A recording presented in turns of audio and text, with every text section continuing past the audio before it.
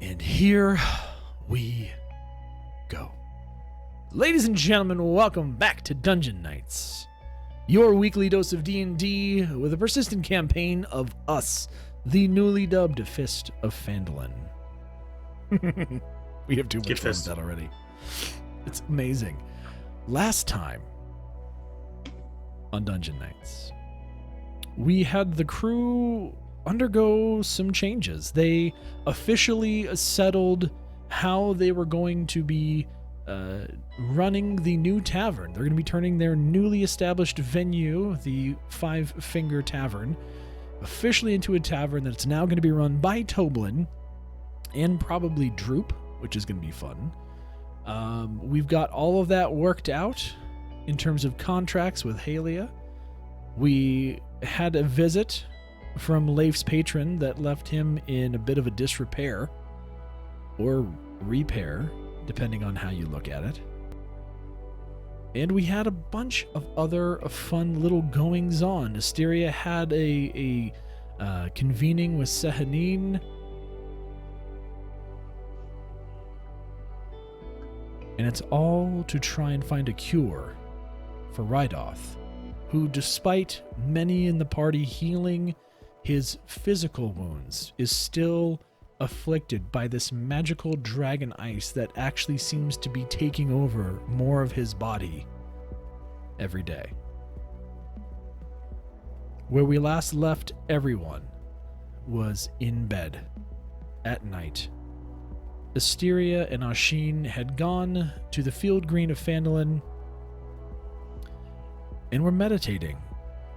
As Asteria was in her meditative state, communing with Sehanine, Ashin had awoken, and while he was taking in the night and the environment all around him, he was met with the sound of wings, the sound of flight. As he turned his head to the sky, he saw overhead the shadow of a dragon, quickly soaring over the town from the forest towards the Sword Mountains.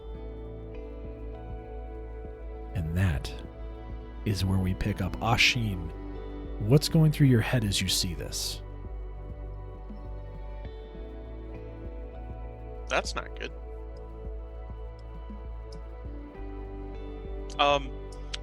So... Okay. I don't really want to wake Asteria up from her meditation. So I'm gonna kind of follow the general flight path of the dragon until I get to like where the edge of town is, just to see if I can get a better view of it while it's flying away, to see if it tries to loop back and come back. Okay. As you run through town, you kind of cut through the green, kind of over to the path coming from Edermath's Orchard, so you kind of skip most of the town, luckily. It's more your direct path. And as you reach the edge of town, I'm going to say, would you climb one of the trees over there? Sure. I can do that. And as you ascend the tree, in the distance, all you can see is just the silhouette against the sky of the dragon continuing to soar towards one of the higher peaks on the mountains in the distance. I'm gonna make a general note of the direction that it was heading, and then I'll climb back down out of the tree and return to where Asteria is, and I'll wait for her to awaken from her meditation. It doesn't take long because you were both meditating at similar times. Asteria, once again, as you wake up, having had this kind of presence felt in communication with Sehanine, again, you were left kind of feeling this embracive home of the Feywild, as every time that Sehanine graces you with her presence, you just feel enveloped in her light, and it makes you feel safe and secure. And you open your eyes and you look across the green and you see that Ashin is not next to you. He's actually walking towards you, probably about a good 100 yards away.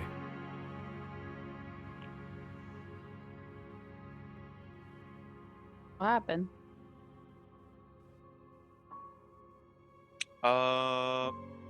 So there's a dragon. Same one? Another one? Well, it's dark, so I couldn't really get a good tell of its features. It was flying, it did fly over town, and it headed that way, and I'm just gonna point in the direction that I came from. Should we follow? Should we wake everyone up? I don't want to wake the rest of the party, but I do want to go to the town masters and talk to the guard. Sahanine visited me in my meditation last night, and we do have some stuff to talk about. Okay. Let's go to the town masters, and we'll talk to whoever the watch sergeant is for the city guard this evening, and I'll fill them in on what's happened, and we'll get some extra guards posted. Okay. We will head that way. You make your way down from the field green to the town square and over to the town master's hall. You can see that there's 2 guards that are kind of stationed outside, and they see you approaching them quickly. I'm gonna pull the hood back from my cloak, and the first guard that I see, I'm gonna let him know that I sighted a dragon flying over the city, and that they need to rouse some extra guards to keep an eye. And then I'm gonna point the direction that the dragon was flying, and let him know that it's probably a good idea for them to wake the town master to let him know, so that we can muster the watch. He first looks at you, and he greets you. Oh, hello. Hello there. You're one of the Fist. I mean, oh, a dragon? What do you mean, a dragon here? And he like starts to panic, and he's almost like shaking like back and forth because he doesn't know what to do. And he's like, we need to get Harbin. We need to get help. Hey, stop. And he kind of settles himself as he just looks straight at you, and he's like holding his spear in one hand, and his kind of spear's shaking. Take a deep breath. I've never even seen a dragon. It's okay. Was it coming this way? Go get the sergeant of the guard. We don't have one. Shit. Okay, guess what? You're the sergeant of the guard. Cool. Go get another watch, another group woken and ready. Get them set to just keep their eyes peeled on that direction. Yes, you. Good job. You got promoted. Good day. All right. Now, then I need you to wake up the town master and bring him here. I'll wait for him. Okay. I'll wake everybody. Just give me a minute. And he runs inside the town master's hall, and there's actually a bell at the top of the town master's hall. Oh Lord. And he rings the bell 3 times. And all that does is it's kind of like a volunteer fire department, right? When you hear the bell, it's not like it's catastrophic disaster, but it means we need to summon the guard. So as that happens, you start to see people around you kind of look up at the bell, and they're like, kind of like, what's happening? You start to hear a little bit of chatter, like, hope everything's okay. And they kind of go about their business, right? They're not super concerned at this point about it. but they're still kind of like, oh, what's going on? You know, kind of like looking around just to make sure they don't hear screaming or anything. And you see kind of about 5 to 10 people kind of like rushing down the streets toward the town master's hall, and they're like shuffling on armor and like trying to like pin on stuff, and like one guy's fumbling around a helmet. He just like puts it on as he's like got a spear like half over his shoulder. They are not very organized at this point, but Okay. they all file in, and you see Harbin. At this point, it's probably close to like 6 a.m. It's not like it's early, right? The sun has not yet crested the sky, and they're all kind of really bleary-eyed, and you see Harbin kind of, waddle down the street, and he's trying to like button a shirt down, What's all the fuss? Are we under attack? What about it, Harbin? Where's the guy that rang the bell? He has come outside again. Hey, you, come here. Misa, yeah, okay. Yeah, okay. you're fired. Get in line. Thank you, sir. And he just gets in line. Kind of breathes a sigh of relief. I'm gonna turn to Harbin and I'm gonna say, who amongst the guard is the most seasoned?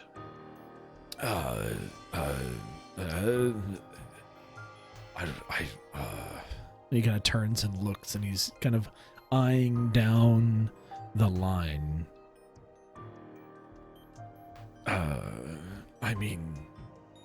Master Ashin, the town guard is really very new. It's mostly made up of people that, have been attending your field training. I mean, if there was one that was more senior among them, it would probably make the most sense to make them the captain of the guard.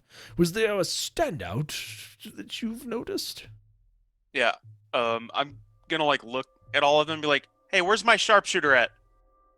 And you see this, fire-haired young woman who you originally mistook for a man at the firing line because she had her cloak up.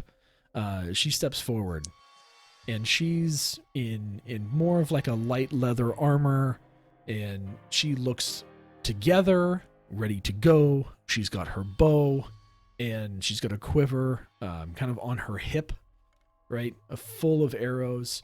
She was ready to fight. And if you don't remember her name, because you never asked her name, but her name is Moira. And Harbin looks at her and he goes, Moira? Moira? He's kind of a little bit shocked. Moira, what are you doing here? She turns down and looks at him. What does it look like I'm doing? And she just looks straight forward again. I like her. Awesome. Hey, Moira. You're now the sergeant of the guard. You're in charge of the rabble. She turns her head to you, raises an eyebrow, steps forward, turns around to face the rest of the guard.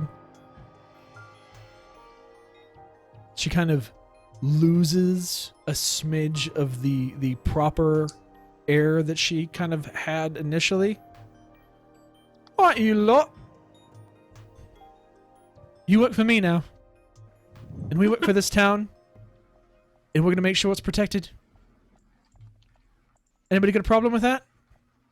Anyone at all? I'm looking for hands. Good. And she basically just looks back at you, Ashin. Waiting your orders. Thank you. I'm gonna turn to the town master. So, Asteria and I usually spend our evenings meditating out on the green. And just after my meditation this morning, a dragon flew over the city. So everybody's eyes wide. And it flew that way. And he points in the direction that it flew up into the mountains.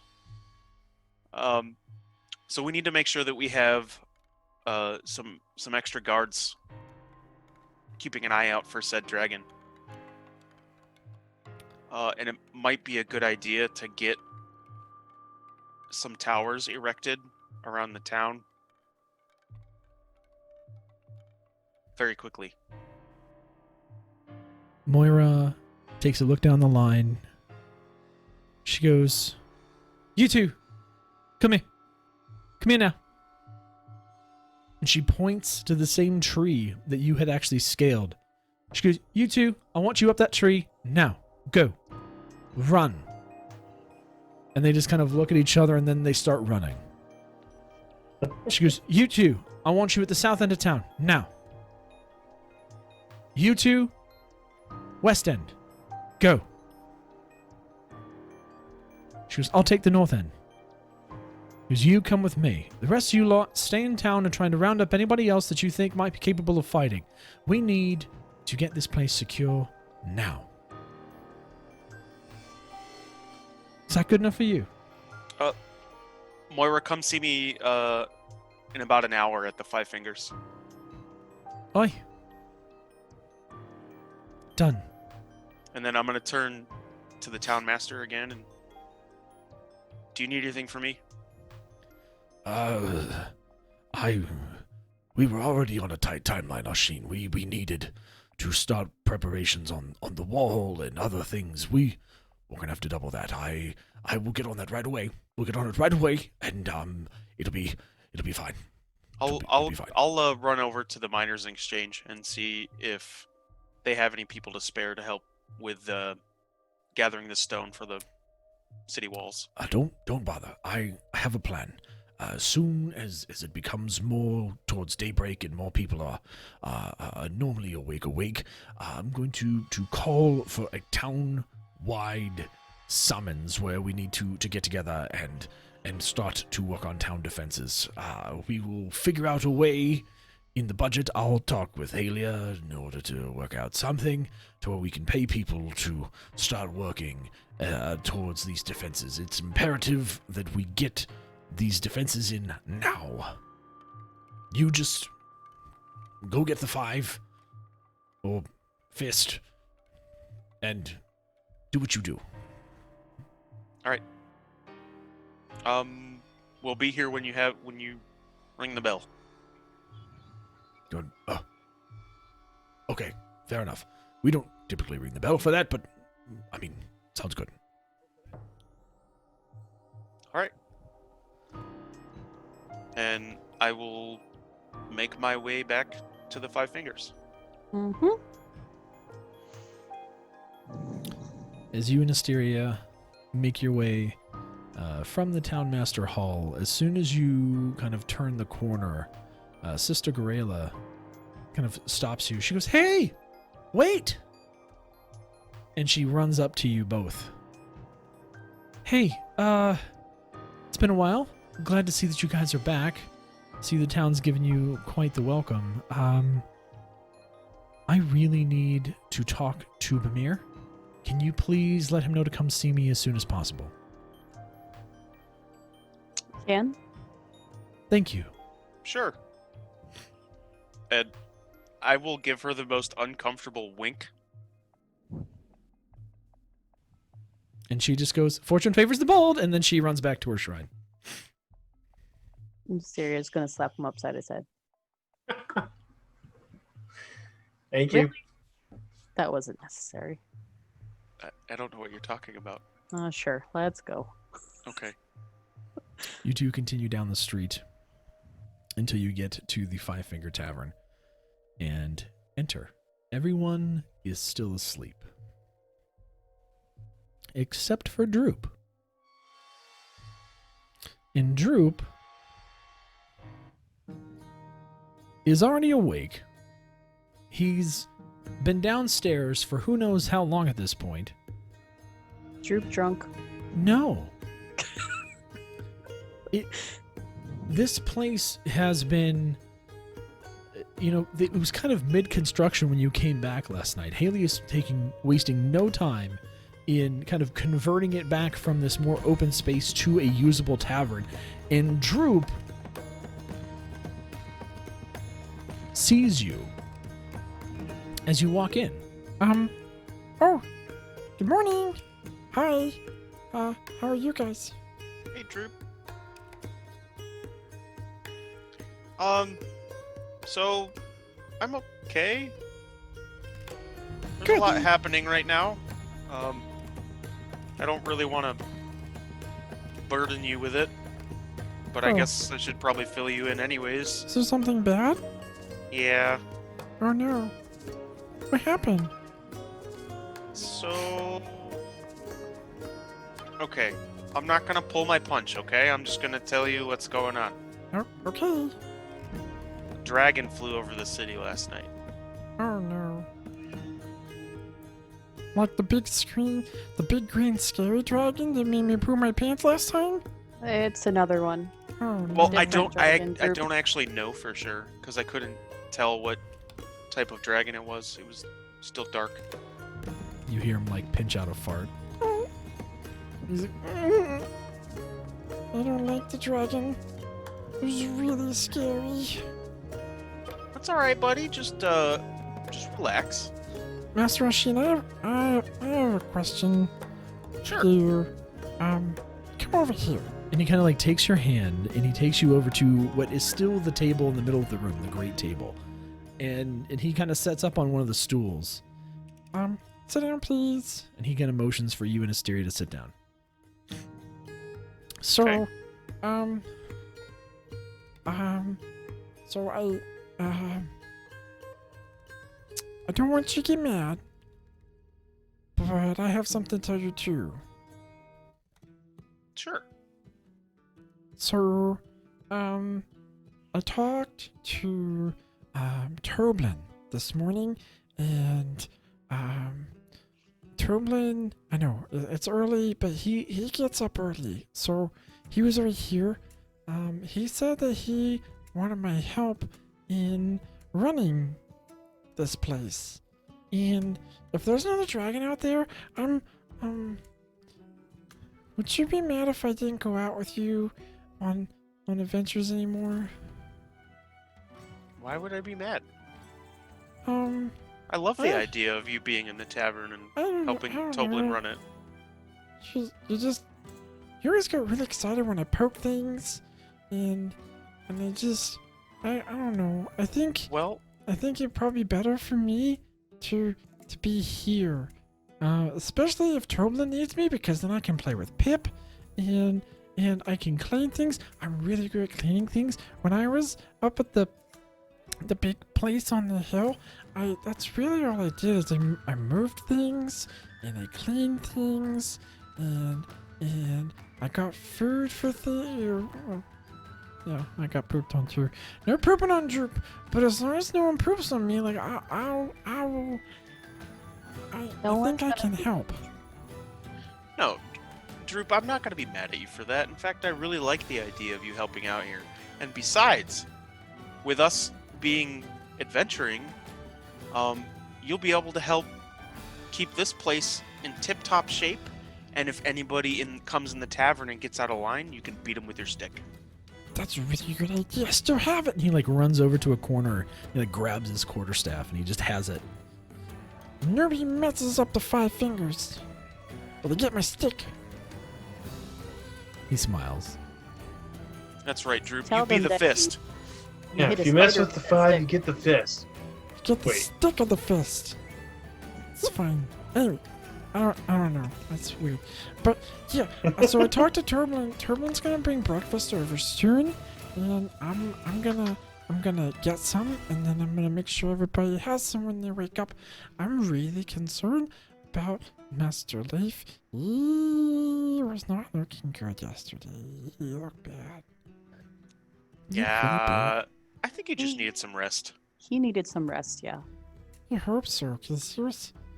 Oh, I haven't seen him looking that bad. in a long Speaking of, time. do we have any coffee ready here in the tavern right now? No. Can you make some? What's coffee? Okay, you can't make some. That's fine. I'll do it. Okay. Sorry. No, it's fine. Do you want to I'll learn? Come on. I'm gonna learn. I'll learn to make coffee. And I will show Droop how to make coffee. So you take Droop and you walk over to the bar area. And you notice, Ashin, that it is set up to be tavern, right? There's nothing there that would be capable of you making coffee. There's just tankards, there's some goblets, there's a couple horns, and there's barrels filled with ale and mead. There is no coffee material. All right, Droop. Well, this isn't gonna work. So What I need what do you need? I need something to make water hot. Have you gone back here yet? No. And he grabs your hand, and he looks over to Steri at the table. He said, come on, let me show you. He's so excited to be able to show you this place because he's been exploring. While you guys were out, he's been in this tavern, and he's kind of like, when you got back, he lit the sconces for you to kind of make it so like, hey, the light's on for you, right? He's kind of already gone back into his caretaker mode, except this time he's willing to do this. He's excited to do this for you. It's not an obligation or indentured servitude, and so he's putting all of his little being into doing this for you. And so his face is just the happiest you've probably ever seen Droop ever. And he said, come on back here. And he takes you through this door to the right side of the bar. He said, come on. And as you walk through, you see that there's actually a fairly decent sized kitchen that's in this extra room.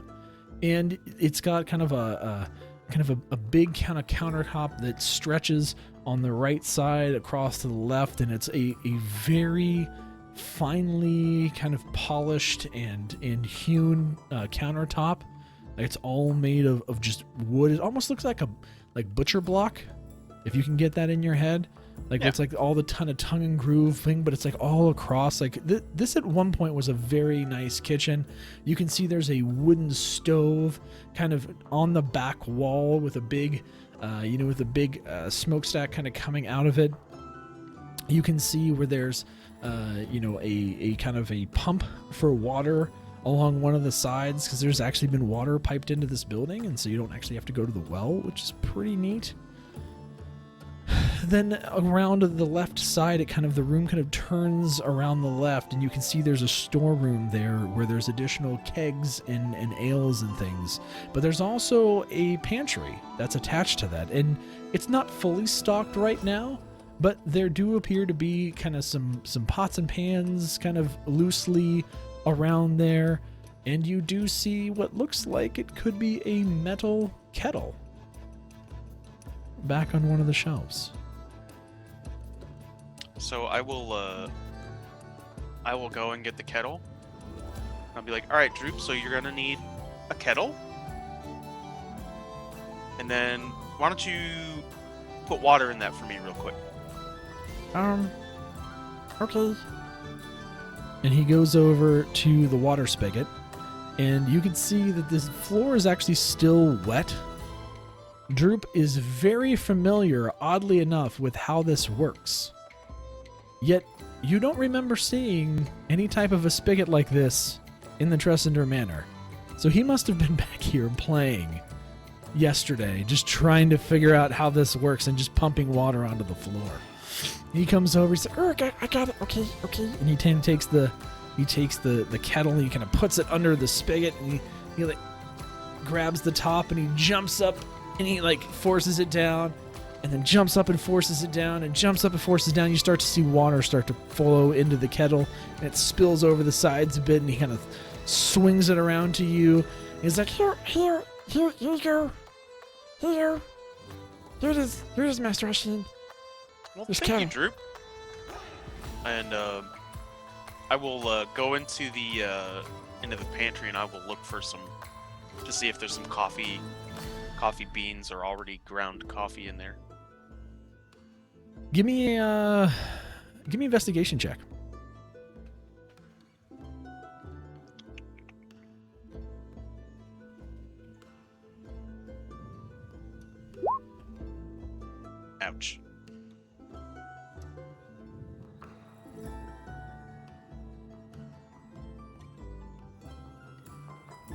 pouch. Yeah, That's a. you are not able to find anything remotely close to coffee in there. And Droop kind of looks at you. What's wrong? What's wrong, Master Oshin? What are you looking for? I am looking for coffee. What's coffee? So it'll either be in like beans, like dried beans, or it'll be ground up already and look like a brown or a black powder.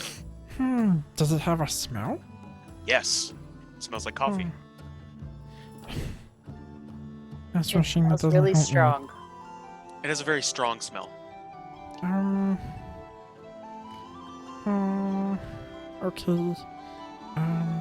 Mysteria, will you help us look for the coffee, please? Yes, I'll help you look. Give us an investigation check. I mean, that's better than yours. Higher than 10.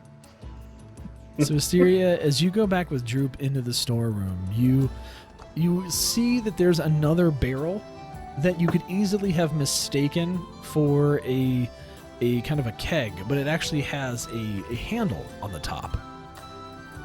And as you lift up the top, you see that there are a number of kind of smaller sacks within this barrel.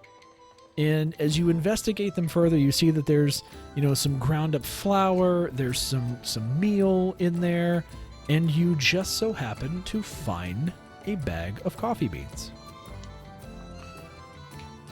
Well, I found the beans. Is there anything here to grind them up? Let me look and see if we have a mortar on the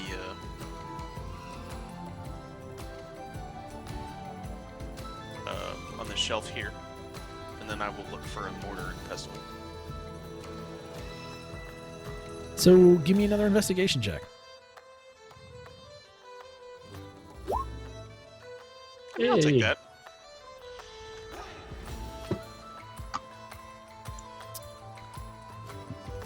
So 14. So as you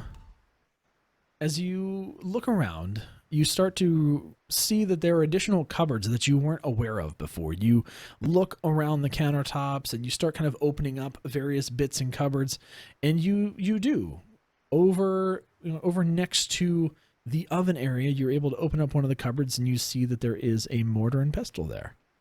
Okay. It's kind of got it's a little bit of a larger bowl, and it seems to have more of like the design where there's like a circle, right? And then there's the two handles on each side, so it's like rolling and kind of grating over it. That type of setup. It's really more of a grinding wheel. So I will take it and I will set it on like that countertop, and then I'll look at Droop and I'll be like, Droop, do you know how to make the water in the kettle hot? You have to have a fire. Yes. That is correct. You need a fire. So, do we have like a cooking surface in here we can use? There's this thing. It looks like you put the fire down there, and then it comes up here. Okay, so we need to get that fire lit. Okay. And you see Droop, without even missing a beat, once again goes kind of out a back door. And as you follow him and you peek your head out, you see that there's actually a stack of firewood out behind the building. And Droop grabs like 3 or 4 pieces of wood and shoves them into the oven.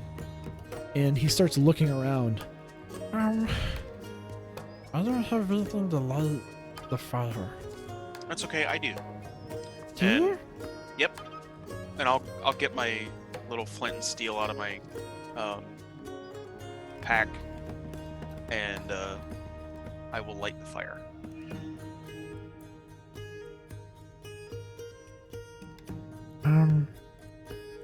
Oh. That worked really well.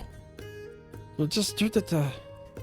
thing, and he like mimics your hands, like sparking the fire. That was pretty neat. Oh, you know what, Droop? Here, you can have this one. I'll Huh? trade you. You hand me the kettle, Okay. and I'll take the kettle from him, and I'll hand him my flint and steel. Now, Droop, this isn't something that you play with. You only use this when you need to start the fire to cook. Okay. It's not a toy. Oh, And he kind of like looks next to the stove on both sides, and he's like, I'll put it here. and he like opens up a drawer, and the drawer is empty, and he places the flint and steel in there and closes the drawer. Okay, it'll be right here every time I need it. It's fine. All right, and then I'll put the kettle on the surface that's going to be heating up, and Hysteria, can you bring those beans over here? And then I will show him how to grind the beans into a powder. As you put the beans in, you kind of funnel them into one side of the grinder and leave the other side empty. And as you kind of grind, you see that one side's actually a little higher than the other. And as you're grinding these beans on this wheel, that they're actually grinds are kind of like naturally falling into this other side. And after grinding, a good 30 to 50 beans, you can see that there's a good hunk of a good little pile of grounds there. Nice coarse grounds. Awesome.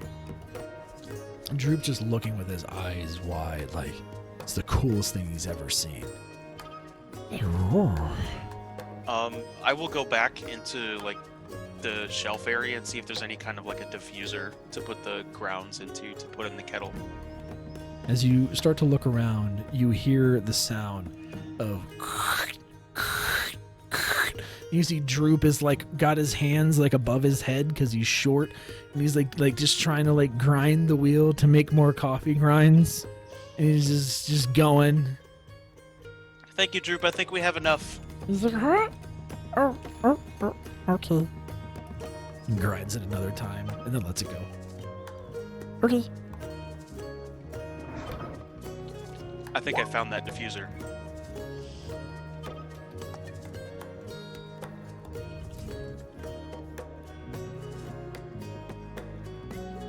Yeah, I would say so. So you are able to search around and find the diffuser for the kettle. It was actually just towards the back. It was on the shelf next to the kettle originally. You just didn't know you needed it at that point. So you're able to open up the top of the kettle and put the grounds in the diffuser and just set that inlaid right on top of the water. And now, Droop, we just wait for it to get really hot. And if you would be awesome, can you go wake everybody else up? Okay. Okay. I'll go do that. And then Okay. Okay, I'm gonna go out to back to the bar area and grab some mugs for the coffee. Droop runs through the door, and the staircase is kind of right ahead of where the door opens up. So he's just kind of going up the stairs, and his first stop is actually, I believe it's Bamir's room. And he's just gonna very gently just.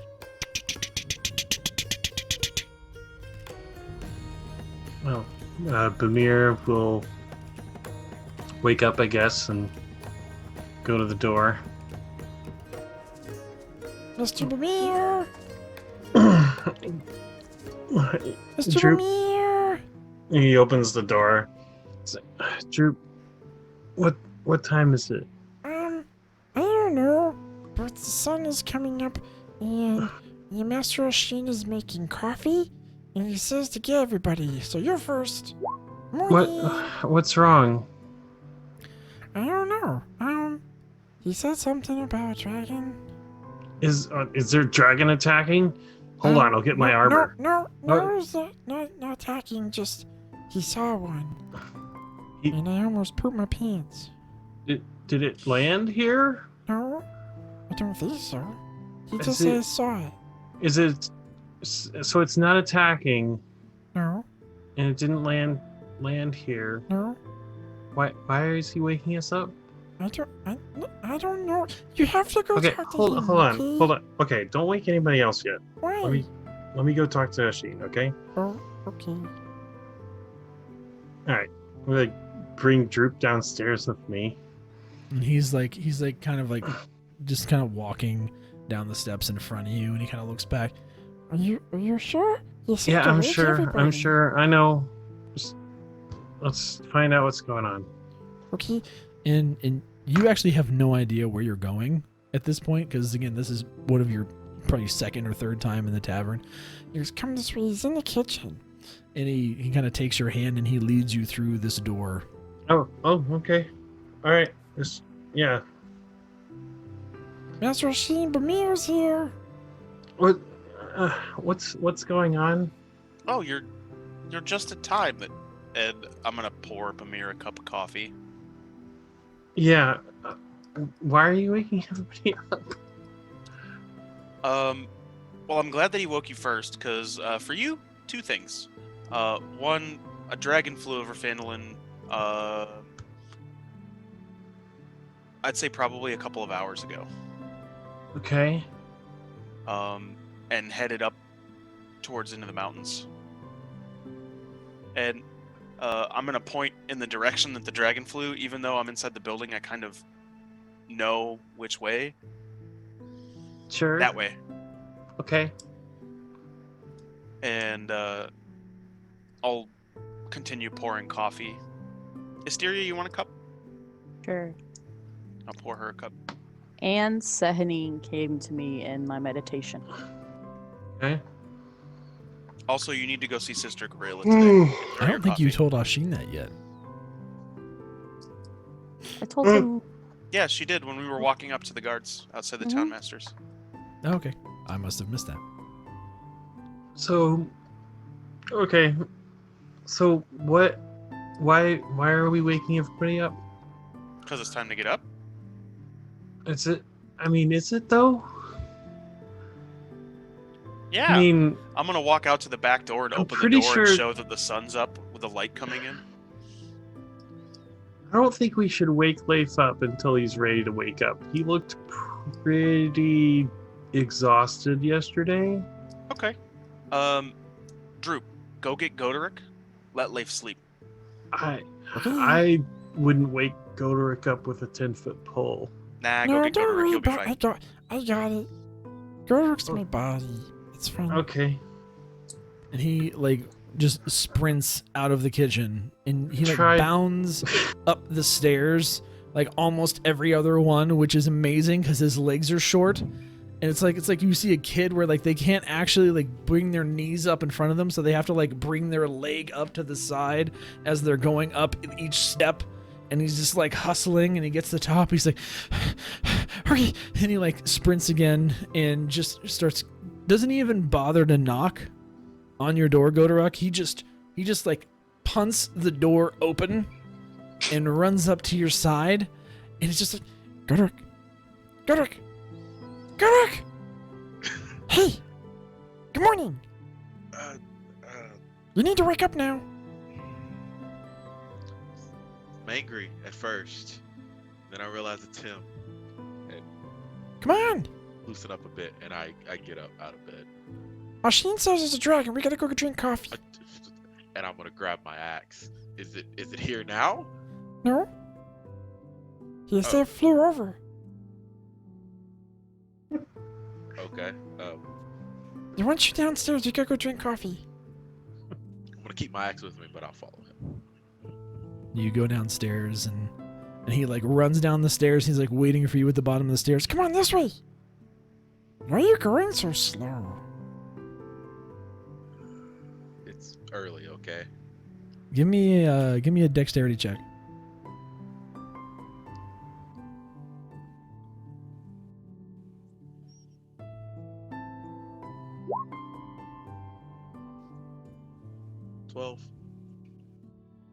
You miss the first step at the top of the stairs, but luckily, since you're huge, you catch the second one, and you're able to grab the banister.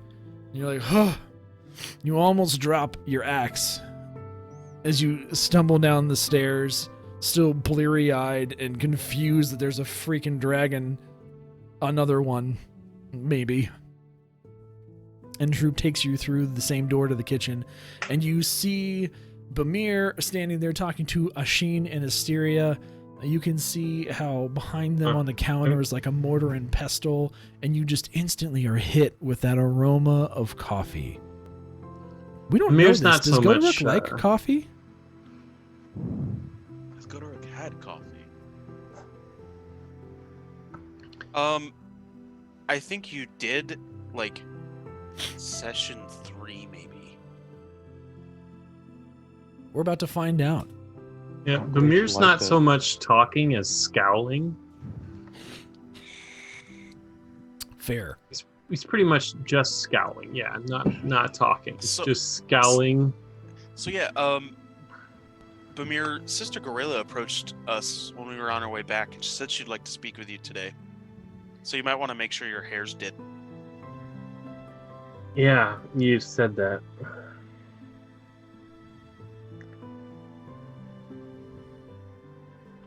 Goderic, you stumble in upon this scene. What do you do?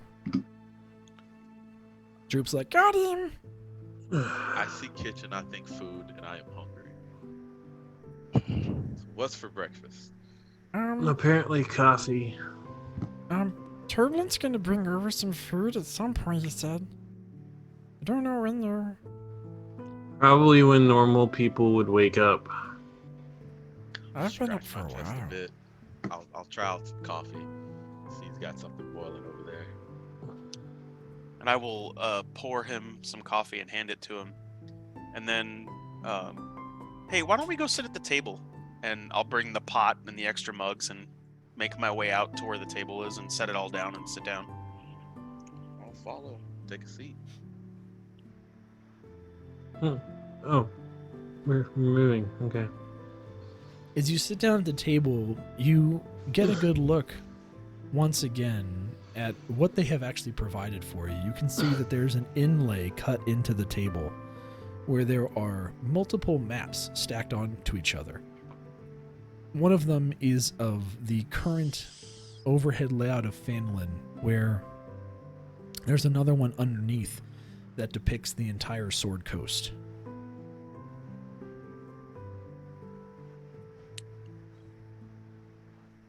So I will, while everybody's kind of drinking their coffee, I will pull up the map of the Sword Coast.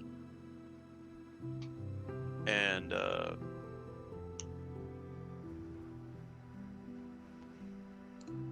I will kind of show the direction that the dragon was flying on the map.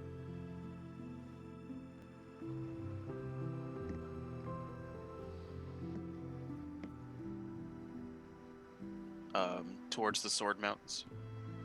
Okay.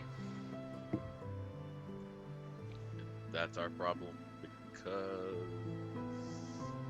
I'd rather not. I fight don't- one of the dragon. I don't know if it was the same dragon that may have done this to Reidoth, but It's our problem because if it flew over this area, it's possibly hunting in this area.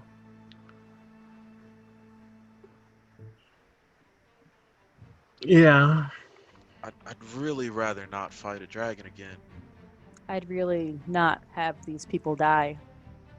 yeah, I mean, I don't really like the idea of just walking up and picking a fight with a dragon, but we should at least maybe consider trying to should- find where its lair is at some point.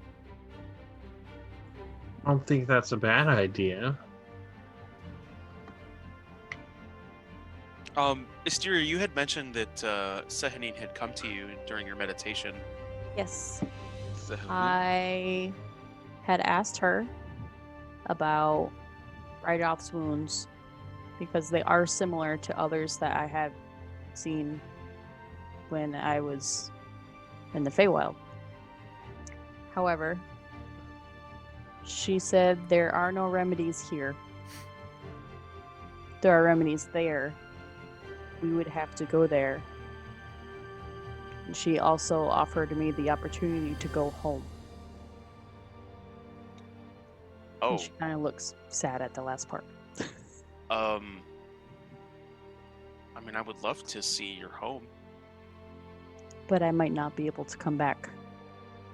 As fickle as transport to and from the Feywild is. I'm You might I'm never more find the same one ever again.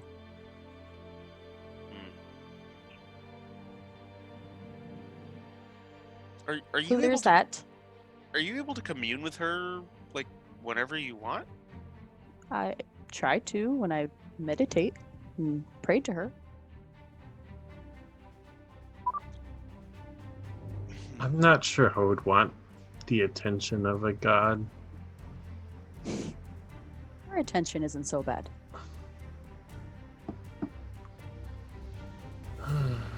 I'm still alive, so Fair enough. Not So all the that- not all the I- gods are bad. I don't know what we want to do with that information. It might be worth exploring, possibly, especially if we can find a way to get there reliably. Because I mean, for one, I don't want to go there and then get stuck there myself.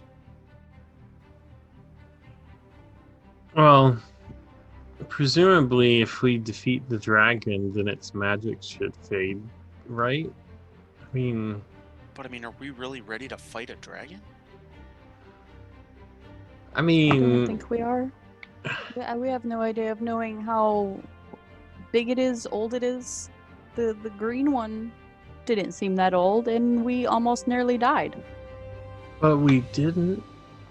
I mean, I'm But not we eager to didn't. go fight a dragon either, but if. I mean, who else will? So pause real quick. Leif, give me a perception check. Okie dokie. If you're asleep, it probably means you're disadvantaged. Oh, hold on. I have to roll twice. Doesn't matter. Wow. He's spitting fives right now. You are still asleep. The commotion has not roused you yet. That's good. I'm sleepy.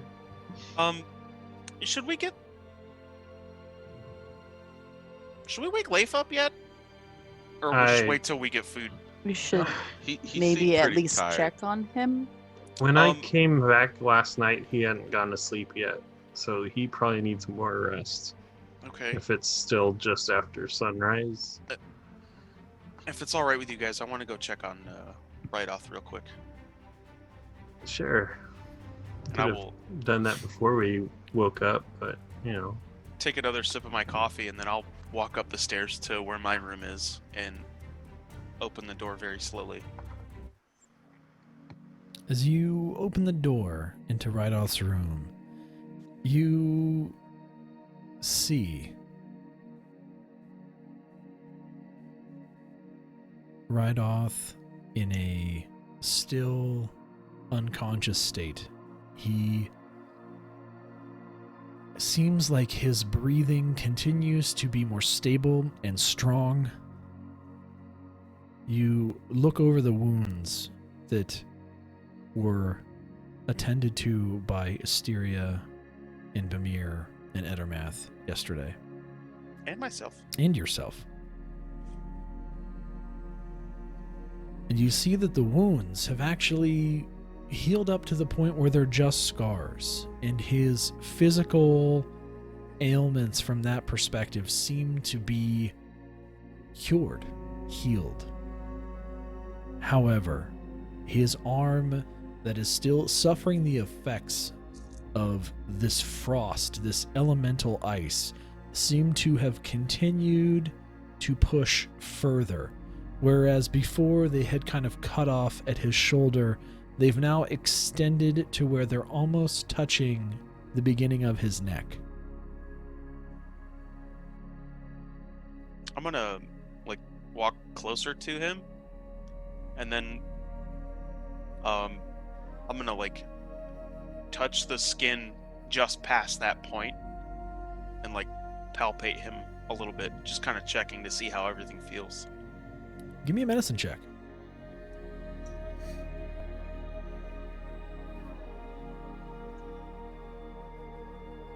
Oof.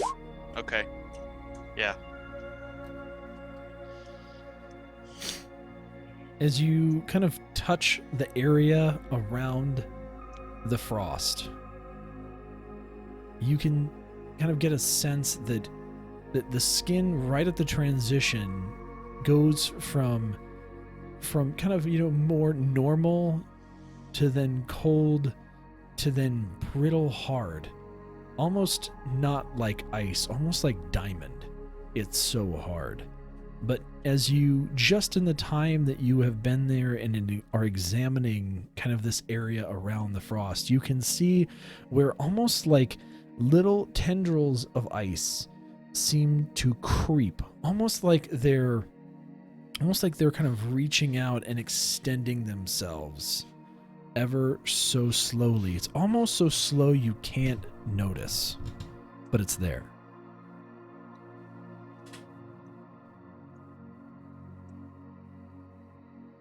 I'm gonna like touch his forehead, seeing if he has any other sign of like any kind of a fever or anything like that.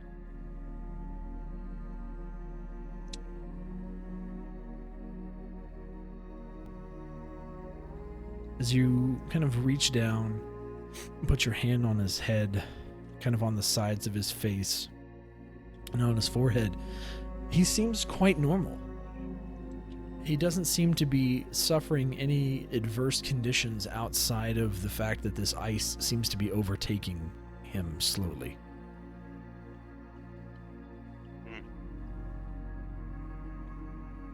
I'm gonna get up from where I'm at and back out of my room slowly.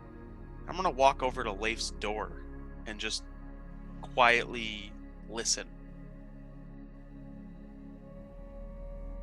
You kind of hear kind of soft moanings, but they're things that could totally be happening in sleep.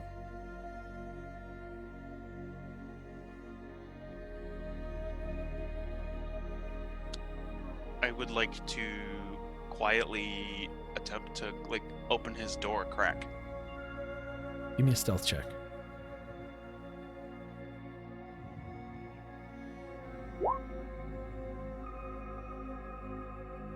You are able to gently open the door. And you peek in, and you can see that Leif is kind of struggling to be comfortable, but you can see that his eyes are closed. And give me a perception check.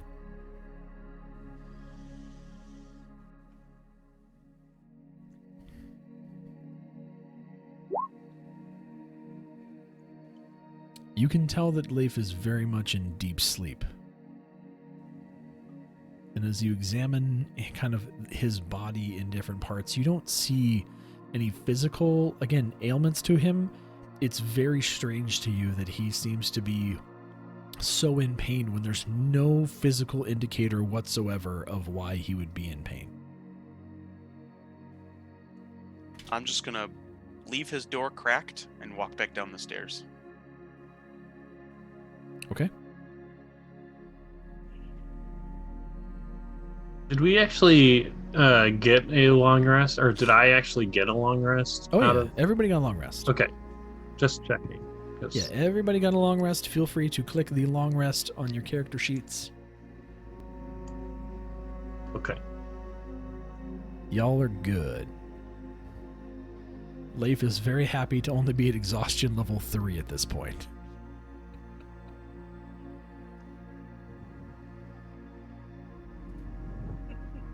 I will return to my coffee and resume drinking it. Ashin, as you head downstairs and you embrace your coffee, what do you do next? I'm hungry.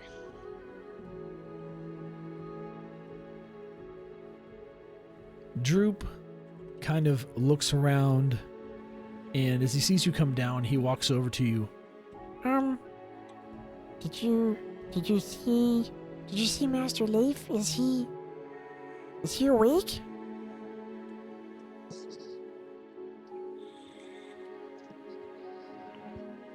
He's asking you, Ashin. What?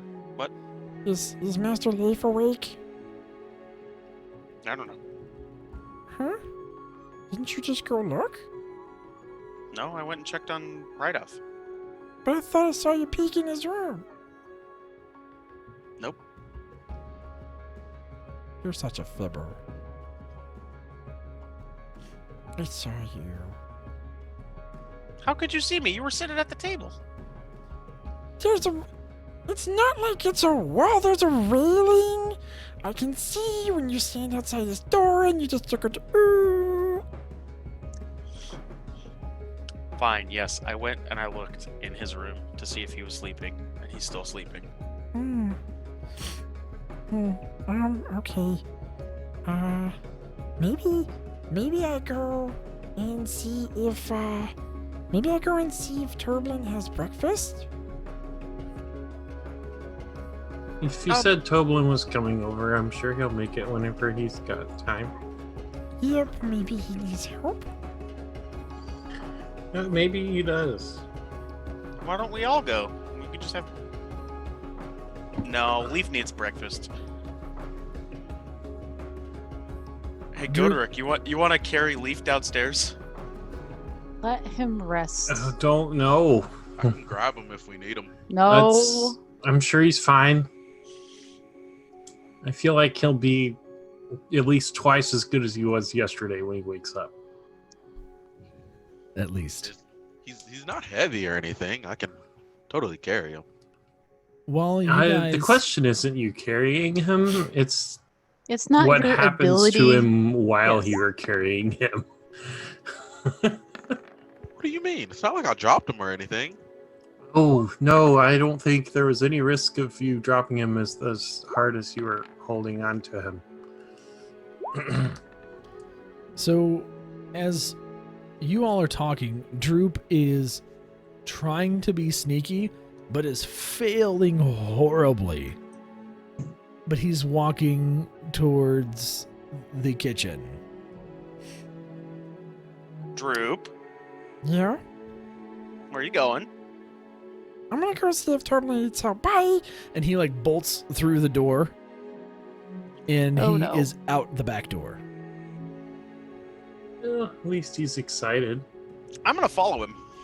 Well, if they find him again or amongst the town.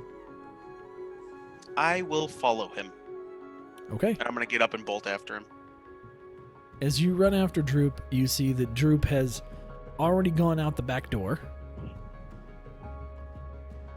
And as you also run out the back door, you see just the little tail end of Droop kind of making his way, kind of not in the main street, because he's kind of learning to stay not in plain sight right now. But he's kind of moving behind buildings to get to the Stonehill Inn. And it's a really like nice little jog for him. And as you kind of are running behind him, he kind of gets to the door, and as he opens the door, it stops. And he just stops dead cold. Oh! Hi, Turblin. And Tobin looks down. What's going on, Droop? Can I... I'm actually really happy you're here, Droop. Come help me get breakfast. And he kind of looks up and he sees Sheen kind of like in tow, kind of running up on Droop. Oh, didn't Droop tell you I was going to bring you breakfast? He did. I just came to help. Oh, right. More hands better. And he come over here, and he kind of has you both stand at the back of the entrance there, and you smell these amazing smells coming from the door. it hits you, and the first thing that you sense is just overwhelming cinnamon, and you're just like, whoa. And he has the door kind of opened up, and you see him come back, and he has a pan filled with cinnamon rolls. And he just hands it to you, Ashin. And he then goes to Droop. He goes, Droop, you stay right there. You stay right there, Droop. And he comes back out, and he hands Droop just a huge platter of eggs. And then he says, all right, you go. You go over there. And he goes, I'll take these ones. Droop, you go with Ashin. I'll be right behind. I'm going to grab the meat, and I'm pretty sure you already have things. Oh no, Elsa! And he calls for Elsa. Elsa's another one of his kitchen hands, and she kind of comes over and Elsa, I need you to carry over the juice. Carry juice, milk, those things. Just come, grab them. They're right over there, and go. We have coffee. Elsa, grab the juice and the milk and come on. Just because you don't want anything doesn't mean no one else will. Listen, when I'm going to cater food for you, I'm going to cater food for you, Mr. Ashin. Lead the way. And he kind of has you all carrying things behind the buildings, and you're all making your way across, eventually into the kitchen of the Five Finger Tavern. And as you get into the kitchen, he says, all right, that's far enough. Just put everything in the kitchen. Y'all go over there. Elsa and I will bring everything out to you. Just give us a minute, and food will be served. And the rest of you, as you're sitting in the main inn, you get this amazing smell just kind of starts seeping into the room while you're at the main table. And you're hit with that almost like warm air of cinnamon and sweet. And you can just... Oh. I sneeze. And Ashin, you walk back out with Droop. And Droop goes, Food's here. Turblin, also can bring it out to us. Just wait the table.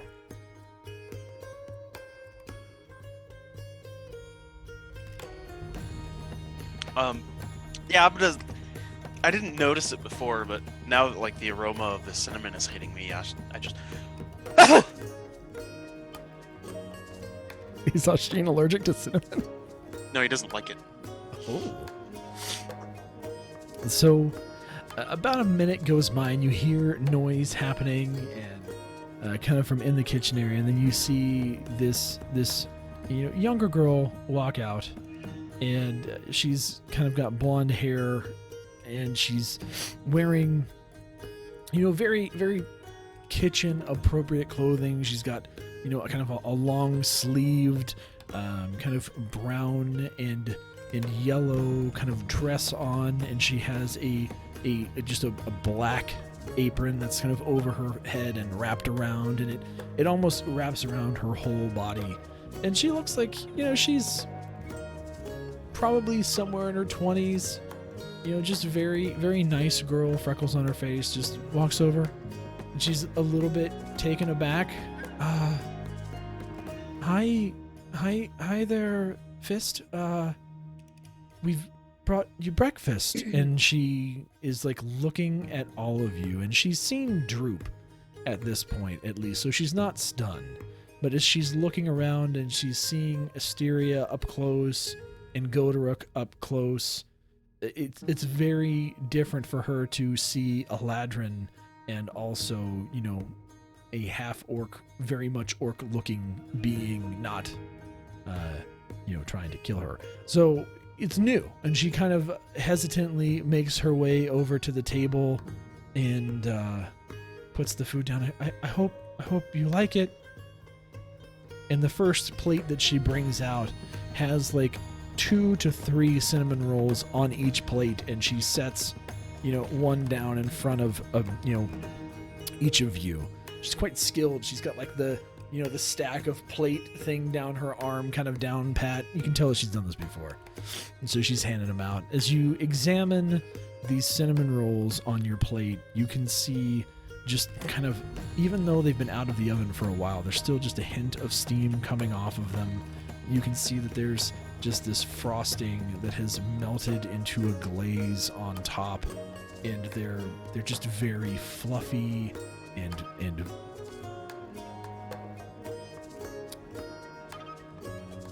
kind of buttery, just very delectable as they're in I am front of you. going to push mine towards Bamir. I'm gonna lean in and give mine a very good sniff. He's not familiar with what the hell these things are. And Elsa kind of Do you looks not at you. want this?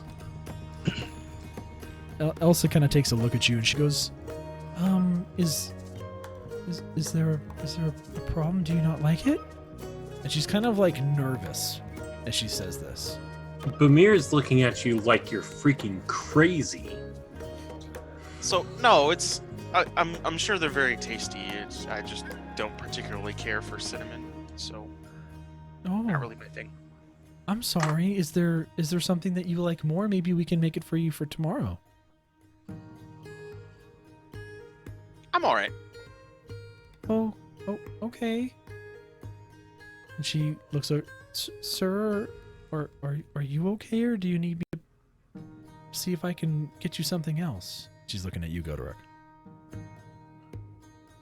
He's very confused as to what's in front of him. He's gonna pick it up, take a bite out of it, kind of ponder on it. Bamir takes a bite out of his, just sighs in relief and pure childlike joy. And it says, "Young girl, if you bring these men this manna from the gods and they don't appreciate it, then it's no fault of yours." Do you have more? Oh, there's a whole. We brought over a whole tray. Yeah, there's Oh, plenty still in the kitchen. We just Don't worry didn't. about We didn't know Ashi. if you would like He's them. just picky. She I kind am of looks at not Ashi. picky. I don't like cinnamon. And she's kind of being put more at ease at this point, where she's just kind of like, oh, well, okay, well, and she I kind think of we want the whole tray. she looks at Godoric and she's now cracking a smile. She goes, okay, I'll go get them right now. Just wait there. I think Toblin's going to be bringing out the rest of breakfast too. And as she goes right back through the door, immediately out comes Toblin, also with the same kind of skill. He has plated up some eggs, some meats today. It kind of looks more like a ham, kind of like more of a ham-like cut of meat on the plate, along with some type of chopped and boiled potatoes. And he kind of sets it down in front of each of you. Hope you like the cinnamon rolls. Elsa there made them for you. I told him they were damn good, but if you don't want them, it's totally fine. oh no, yeah, they're delicious. It's just Ashi. Don't you worry about it. Oh, Shin, you need me to Stuff get you the rest something of mine else? in my face. No, I'm fine. He looks at you, Godoric. Slow down there, friend. There's plenty more. And he's laughing as he walks back through the door. A second later, Elsa comes back out. She's got the whole tray of cinnamon rolls. You can see there's probably 15 left. I'm gonna reach like into the fold, into a fold in my armor, and pull out my flask and dump a little bit into my coffee and just drink it. Leif, I would like you to once again give me a perception check. Gonna say we should probably take them away from Godoric before he eats all of Leif's food. Before Yeah, she act- puts actually, that tray down, I'm now grabbing that- one and Now that breakfast is here, Bamir will actually, once he finishes his first cinnamon roll, will go up and wake up Leaf. Well, fortunately, Okay. Leif, as the smell of cinnamon fills the main hall, because oh boy does it, you are roused from your sleep and you just overwhelmed with cinnamon. I kind of still pretty weak and tired. Kind of slide my feet off to the floor, and I had a very strange dream of a diamond in the middle of a sphere of energy, just changing colors. No idea what it means, but it was a dream. I go to reach for a glass of water with Mage Hand, and suddenly the candle wick lights on fire as I accidentally cast Prestidigitation on it. I was kind of shocked. Oh, am I still dreaming? Please tell me I'm still dreaming. Okay, I just lick my finger and put out the candle wick and get up and head downstairs pretty slowly. Amir, as you were finishing eating your cinnamon roll, you look up and you see Leif coming down. Oh, Leif. I was just about to come get you. Toblin and his, who must apparently be a servant of the gods themselves, Elsa came to bring us cinnamon rolls and breakfast. Oh, yeah, cinnamon rolls are great. That'd be nice. And just Thank you. See, Ashi, everybody likes cinnamon rolls. And Leif, as you make it to the bottom of the stairs, Toblin opens up the door and he sees you. And he goes, "Oh, good morning, Leif." And he's holding in one hand just kind of a big carafe of apple juice. And he walks over and pats you on the shoulder. Oh, thanks. How are you doing, Dublin? "Oh, I'm so sorry. You forgot. You were looking pretty rough last night. Yeah. Are you A okay?" little bit better. A little bit better today. "Oh, I bet it was the good stuff." He just shakes his head. Maybe. And so Toblin goes and sets the kind of carafe of apple juice sitting there. "Fresh every day from Ethermaths. Enjoy." Kind of looks at Leif and gives you a wink. Or not Leif, at Oshin, and gives him a wink. Right as he's about to go through the door. "Anyone take milk? Perhaps in your coffee?" I think milk plus a cinnamon roll would just be heaven. I'm gonna raise my hand. Oop. I'm gonna raise my hand as I'm stuffing a third cinnamon roll just straight into my face. Yep. Milk and coffee would be nice. He's giggling. Be alright, Beck. And he goes gonna- in, he comes back out, and you see he's got another carafe with milk, and then he actually has a cup of coffee for Leif. "I found the coffee. Here you go, Leif." Thanks. Leif pours the milk in the coffee and stirs it. Kind of pauses and then snaps his fingers, and the coffee chills. If there's nothing else, I've got some things to attend to today. We need to make sure the kitchen is taken care of because it's pretty sparse back there. If we're going to turn this place into a tavern, we're going to need to clear out space. I know that Talia said she's already got plans for redoing the center section here. We've got a lot to do today. So I'm going to get to it, and that way we can get this thing opened up as quick as possible. Hopefully, in less than a week or so, we can open this up to the town and start making some money and making some money. He smiles and just walks through the door. "I'm gonna leave the breakfast in there. Just have someone come get me, and we'll fetch someone whenever it's ready. Elsa and I got to go get breakfast for the rest of the people at the inn." Thank you, Toblin. Thanks, Dublin. You're a godsend. He just throws his hand up. "See you later," and he's gone. I go in for a fourth cinnamon roll, absolutely ignoring the meat. Wow. Leif That's- is just very pensively looking at his coffee. Are you feeling any better, Life? Well, I can do this now, and he snaps his fingers and he casts prestidigitation on his coffee. Still chilled, but now it has a faint hint of blueberry. Kind of weird. I lit a candle when I woke up. Interesting. Mm-hmm. Does your soul feel loose? I don't know how to answer that. Well, during my meditation, I know we talked about me speaking to Sekinin about Reidoth. Since you were asleep when I told everyone else. Yeah. There is a way to cure him. Oh. However, the cure is in the Feywild, so we would Oh. have to go to the Feywild, and I may not be able to leave the Feywild after that. I don't know. So maybe not the most viable option, but the Feywild's be cool. Yeah, but the whole not being able to come back part sounds a little dicey. Yeah, She- yeah. She To did not somebody say who's that. very However, attached to the material plane. Got it. Pamir, I had a question for you. I had a weird dream. Okay.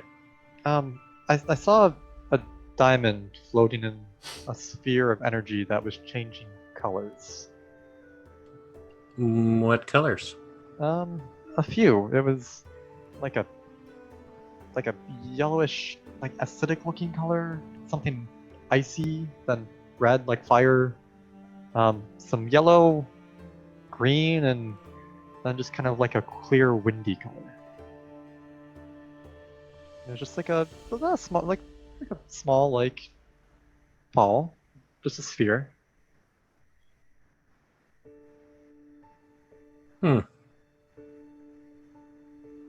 What do you think it means?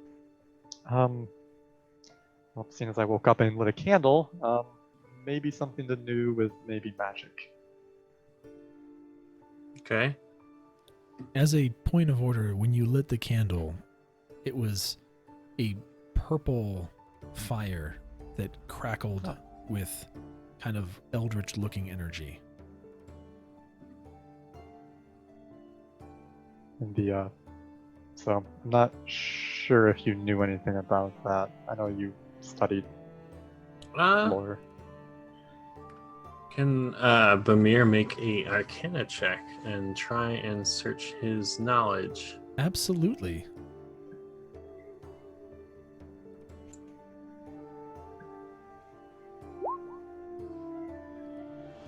And that would be a 21. Bamir, you are able to That's cool. kind of read between his descriptions and understand that this is actually a spell. A new spell of Leif's.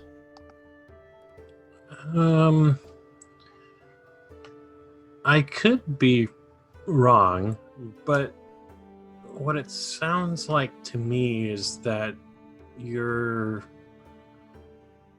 dreaming of a spell visualization. So, you know how when you cast spells, you kind of have a picture of it in your mind? And Yeah. what you do actually happens in reality? I Yeah. think it sounds similar to that. Okay. So maybe not right now, but later you might want to try visualizing that again. And it might, be something you can do now. Bamir, as you think more and more about this, and you're thinking diamond, you are aware of a spell or a number of spells that require having a diamond as a component. But all the different kind of energies dancing around the diamond makes you start to think that maybe this is the spell Chromatic Orb. And basically, that spell would allow the caster to hurl a small sphere of energy at any creature, and the wielder is able to select which type of energy that orb takes on.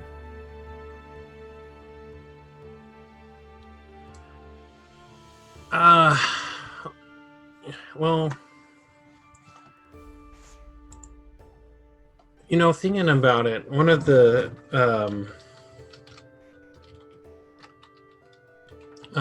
spells that some of the others in the college were learning, not really bards, but some of the wizards were able to cast a spell called Chromatic Orb, which allows the user to pick from their choice of the elements what sort of energy is deployed as part of it. So maybe that's what the shifting colors mean, is that now that whatever change has gone on inside you is allowing you to bend more of the elements to your command. I see. So, to cast this, do I need a diamond? A diamond? A chromatic orb does, if I remember correctly, you do need a diamond, and it needs to be of it needs to be at least of some value. I probably could gauge it more specifically with Halia's help, but I think if I remember correctly, it was somewhere around the 45 to 50 gold range. Okay. So we need to maybe talk to Halia about exchanging for a diamond. Yeah.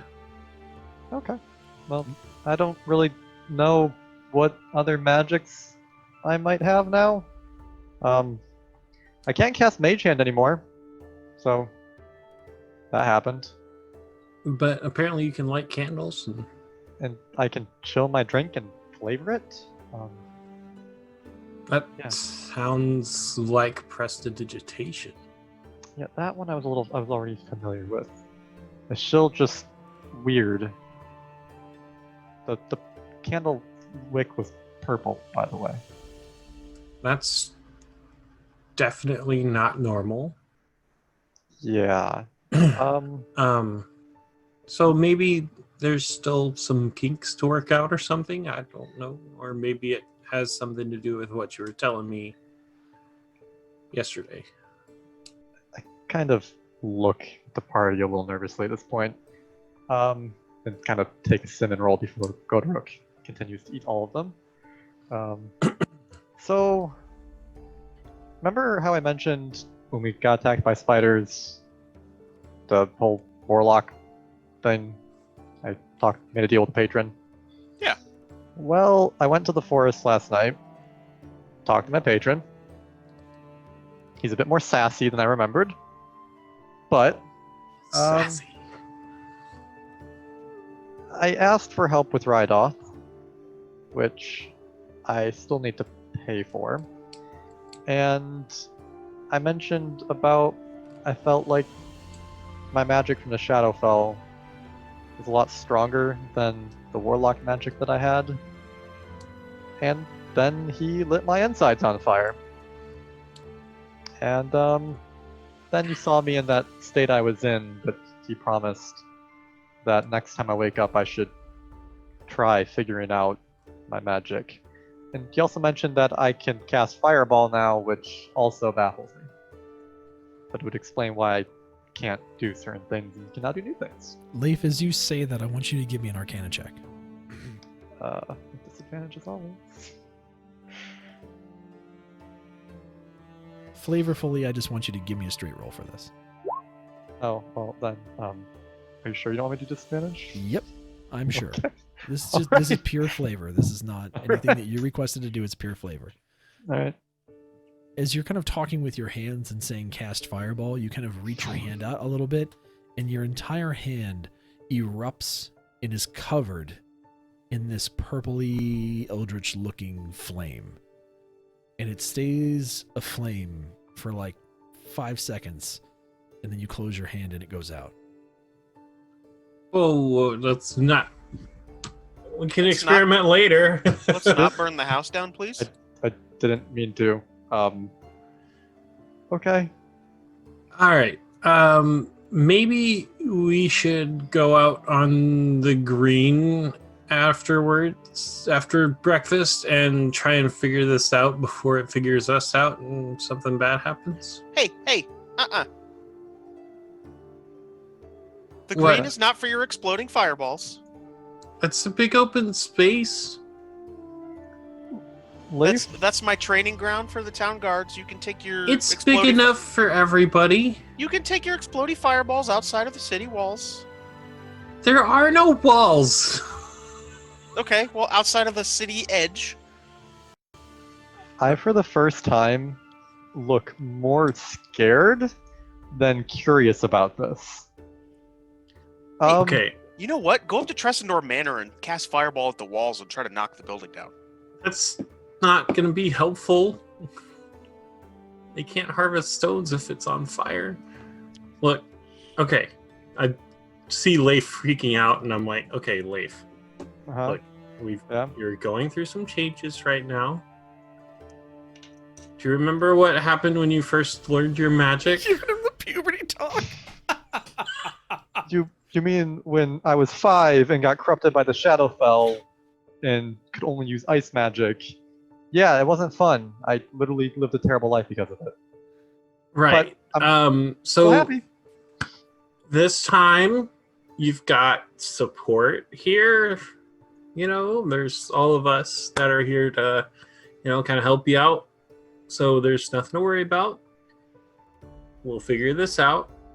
I know all kinds of stuff. I'm sure that, with my smarts and, everybody else chipping in where they can, we can figure this out together. Okay. Excuse you? I mean, we're all valuable in our own ways. Hmm. And Droop kind of looks over. I'm really good clean. He's like into his job, fourth Droop. cinnamon roll. And he's just Good like, job, Drew. Champ cleaner.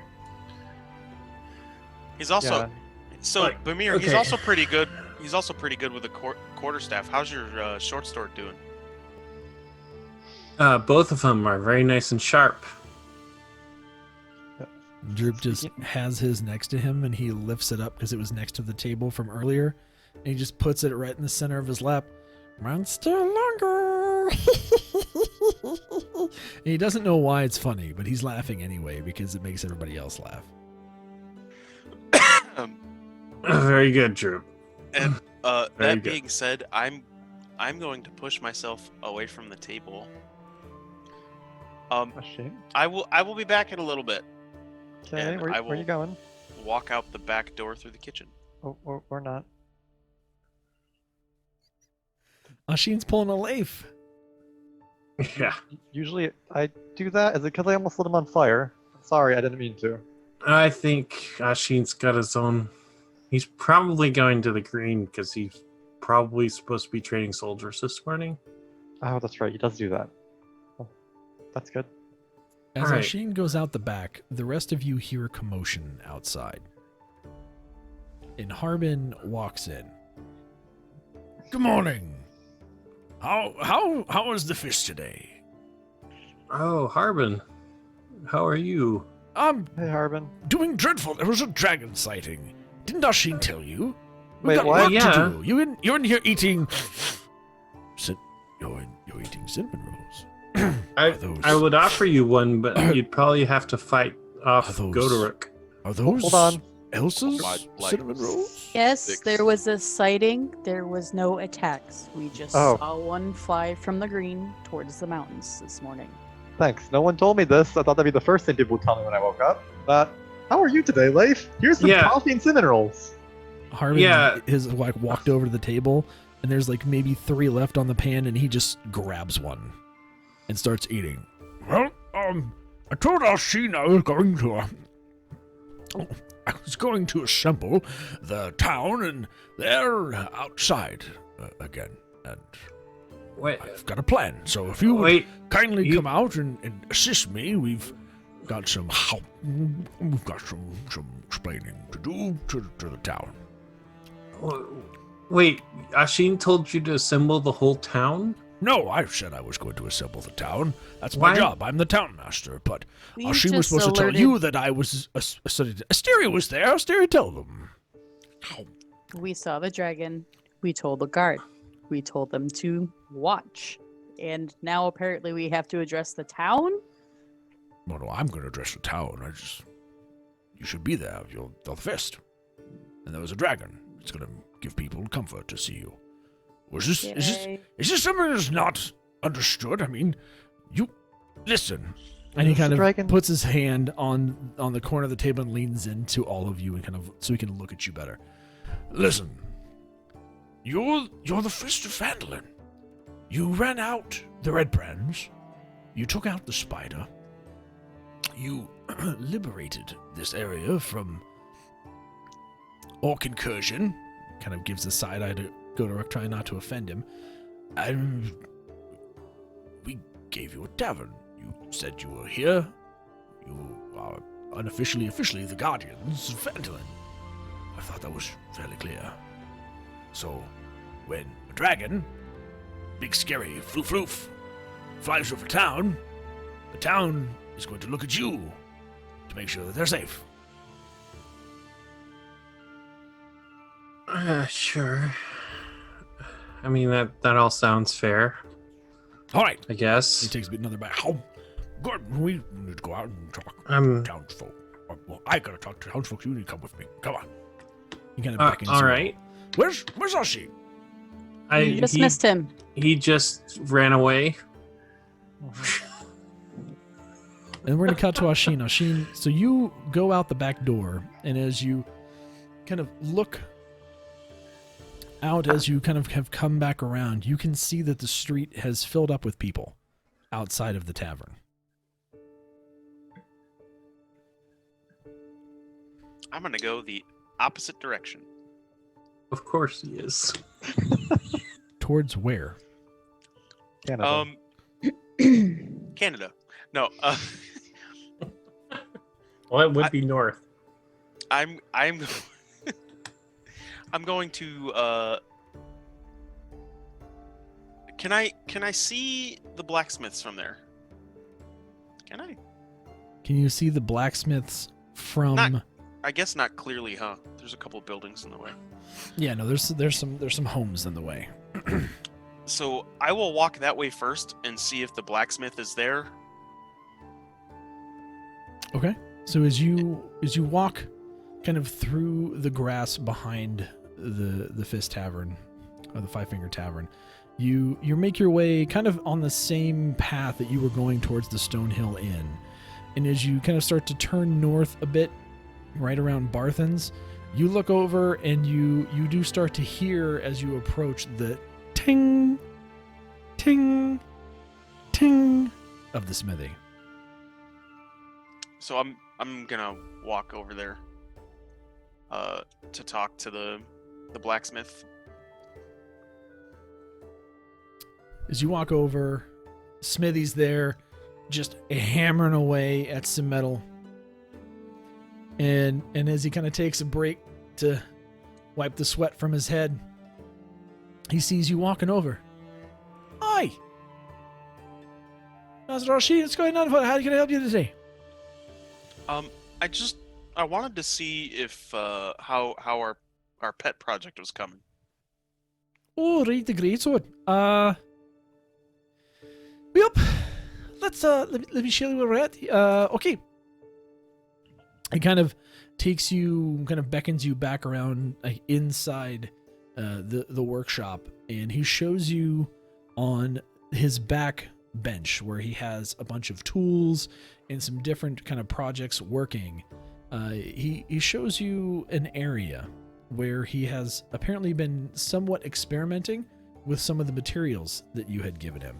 And you can see where he has cut a portion of the hide and has already wrapped that around kind of a kind of mock hilt just to see if he can get the lining correctly on it, and it looks fairly nice. It's got a nice tight weave to it, and he offers it to you. Here, look, I've been experimenting a bit with the pommel, and also with the guard, and the inlay pieces. The steel is the steel. I've got something special that I'm trying to work up for you on that front. But however, this is the tricky part. So I was able to cast the eyeball in some resin, and I don't know. What do you think? It looks pretty good to me. And he hands you this eyeball, and the spider eye has been cast in this kind of not so amberish resin. It's almost like slightly clear,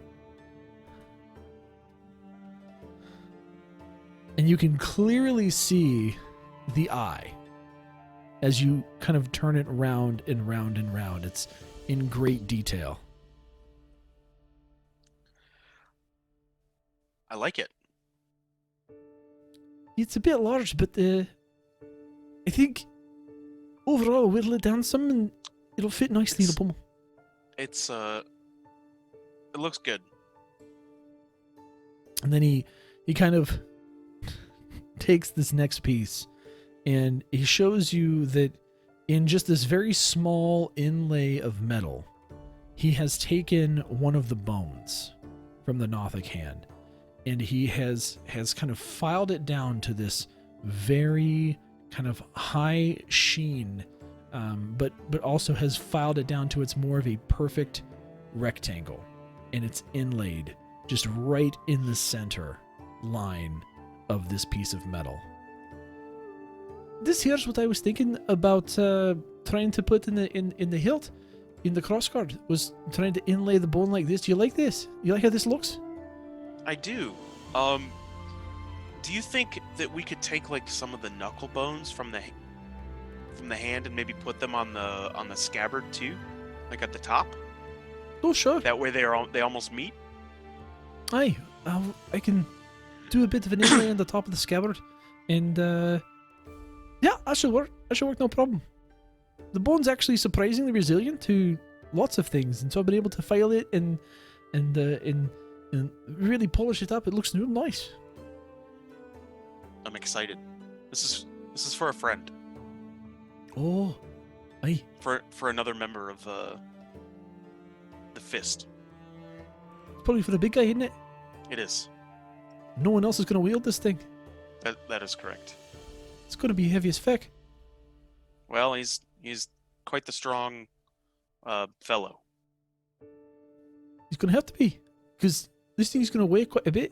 And he kind of takes out the drawing that you had provided him earlier, and really kind of just wants to double check kind of the length of the sword and kind of those dimensions to really make sure he understands the dimensions of the greatsword.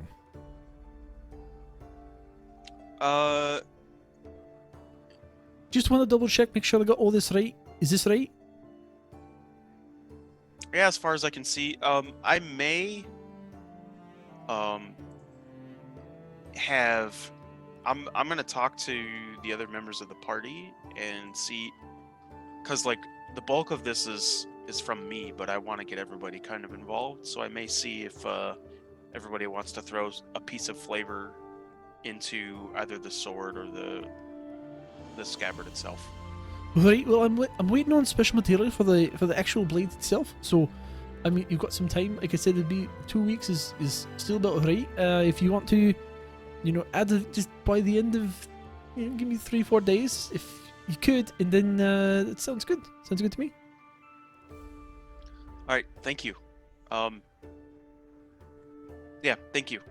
And I will politely excuse myself. You have a wonderful day. And kind of You too. wave at him. And he And then kind of I'm puts those things away. You start to hear the clank again as you turn your back. going to head east looking for Moira. West. West. Okay, I'll head west. Towards the town green. Sure, yeah. So as you make your way kind of down the path to Edermath's Orchard, because that's the quickest, most inconspicuous way to get down to the town green where you're kind of thinking she's going to be. You see the town green is more or less empty. And down the street from the town green outside the Five Finger Tavern, you can see a mixture of basically the town and guards. Most everyone has kind of gone down that way that isn't currently stationed at an outpost.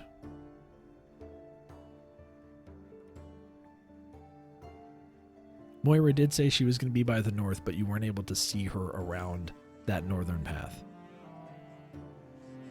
So I don't see her in the area of the green. So I will make my way kind of inconspicuously up to the back of the crowd looking for her. Give me a perception check.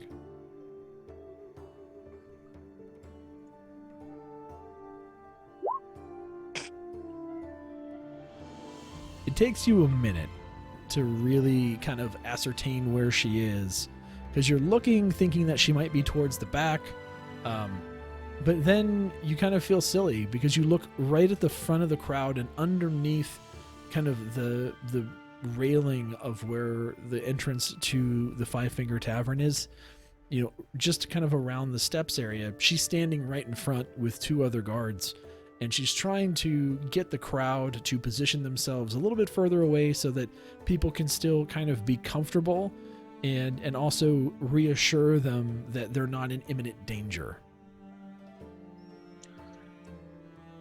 I'm gonna kind of like raise my hand a little bit, trying to get her attention specifically. And she kind of looks over and sees your hand raise up and kind of cranes a little bit. She goes, "Oh, you, come here. Yeah, come here. Come here. We need you. We need you. Come here."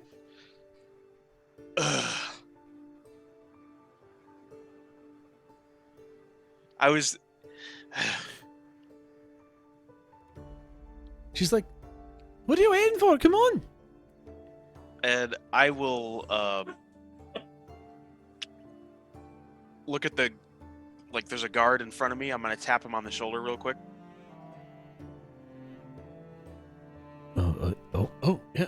Yeah, oi.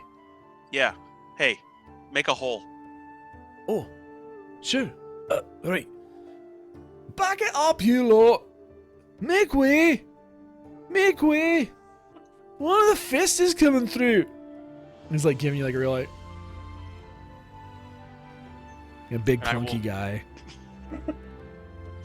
I will walk up there. As you approach Moira, she... And right here's one of the five.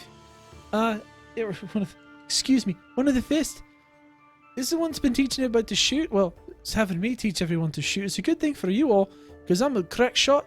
Anyway, Shane, tell them what you saw. Everybody's been freaking out about this whole dragon thing. And right as you do that, kind of Harbin is coming out of the front door.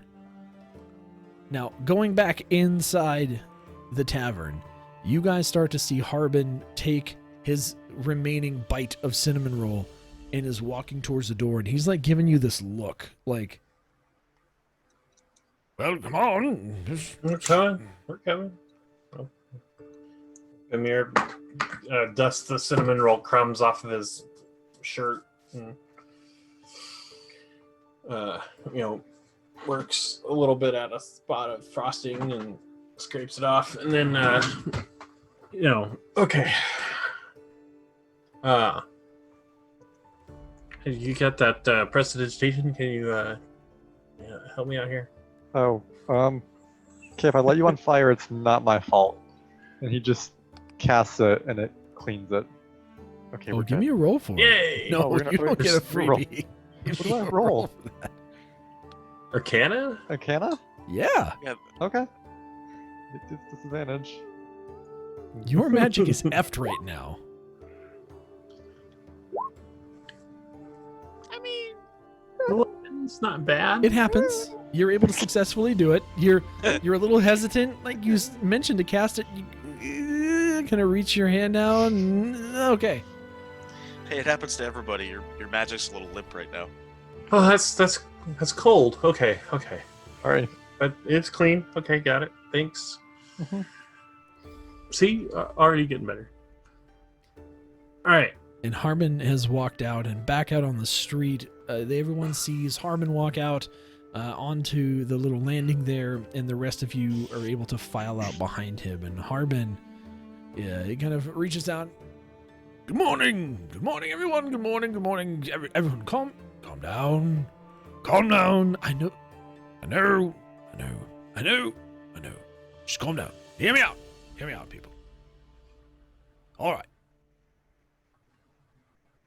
It's true, there was a dragon sighting. There's not a dragon here currently. It has not come back. It's fine. That said, we're going to need everyone in the town to participate.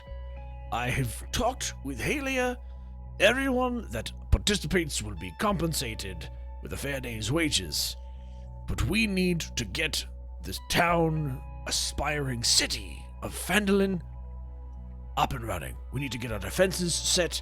We need to start working, and we need hands. We need hands now.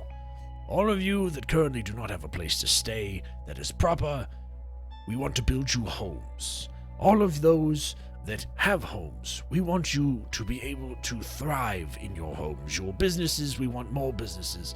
If you have skills or trade that can be put to use, we want to know about it. So I'm going to put together a list in the Town Master's Hall. If you have artisanship, if you have a special skill, if you even just want to work for labor, go there and sign up and get to work. We have a few projects that we're going to be working on. Those of you that have experience in building taller buildings, we need to build watchtowers in each of the corners of the city so we can keep watch for the dragon above the trees.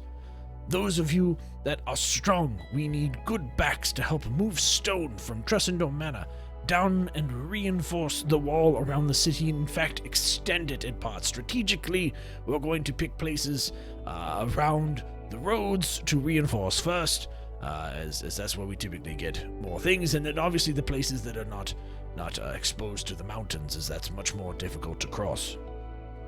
However, we need you to do this as soon as possible. So without panic, and with lots of enthusiasm, let's take Phandalin to the next level. What do you say? And the people just kind of stand there for a second. And then a couple people... Amir's clapping. As Bamir starts clapping, you see a couple other people start to clap. And they're all right, and then you hear people start clapping. It's like, hey, thank you, Bamir. Thank you, people. I'll be down to the town master's shop. Any concerns you have, please direct them to me. And obviously, we have the fist here. We're safe, even from a dragon. Right, fist? Kind of gives you a look like, better be freaking right. Just gonna hold up a fist. Not say anything. And as you do, Godoruk, and the rest who does hold up a fist, give me a Godoruk. Give me a persuasion check. Oof. Oof. Bamir, you can give him one too. Yeah, Amir kind of flourishes in front of the... Thank you. Godoruk, as you raise your hand, you see a couple people kind of slowly start to like raise their hands, and then they kind of like start to put them back down, looking around like, oh. And then Bamir, as you emphatically raise your fist and give a cry, you see the crowd reacts. Hey! And you start to see people, we gotta protect ourselves, people. Yeah, let's go. Let's get moving. I'm sorting up right now. Yeah, let's go. And then you start to see people start filing over towards the town Fist. master's hall. The fist is behind you. I walk away. I'm making my way Heavens. towards the greens. Ashin, as you make your way towards the green, Moira's going to follow you. And also, Bamir, as you kind of lower your fist and kind of look pleased with yourself, you can see How did you know? you can see a little ways towards the edge of the crowd that Sister Gorilla is smiling and clapping and looking at you. I motion her over. She starts to walk over and kind of stands at the bottom of the steps at the entrance to the tavern. Bamir, I need to talk to you. Of course, Ashin mentioned that I was going to come see you after breakfast, but apparently we had to do this first. Yeah, do you want to come? Do you want to come in? Oh, I was hoping we could go to my place, but I suppose, I mean, is it sensitive? Leif punches Godric in the arm. Hey, I need you for a second. And he kind of like motions him up to his room as he kind of slowly gets his way up the stairs. I guess will we can follow. go to your place. please, it's just a little sensitive, and Gotcha. All right. you understand. Yeah. And All right. so I'll be you back, Leif. We can work on that stuff later. When I get back. Leif also kind of glances at Asteria. Could you come here too? Sure. Like, punch like a goblin. Okay. Let's go before you get dragged into that mess. and you start walking down towards her place. Back to Ashin. Ashin, Moira catches up to you at the green, and she kind of gets within about 3 or 4 feet of you. And once she knows she has your attention, she just stops. Social distancing fail.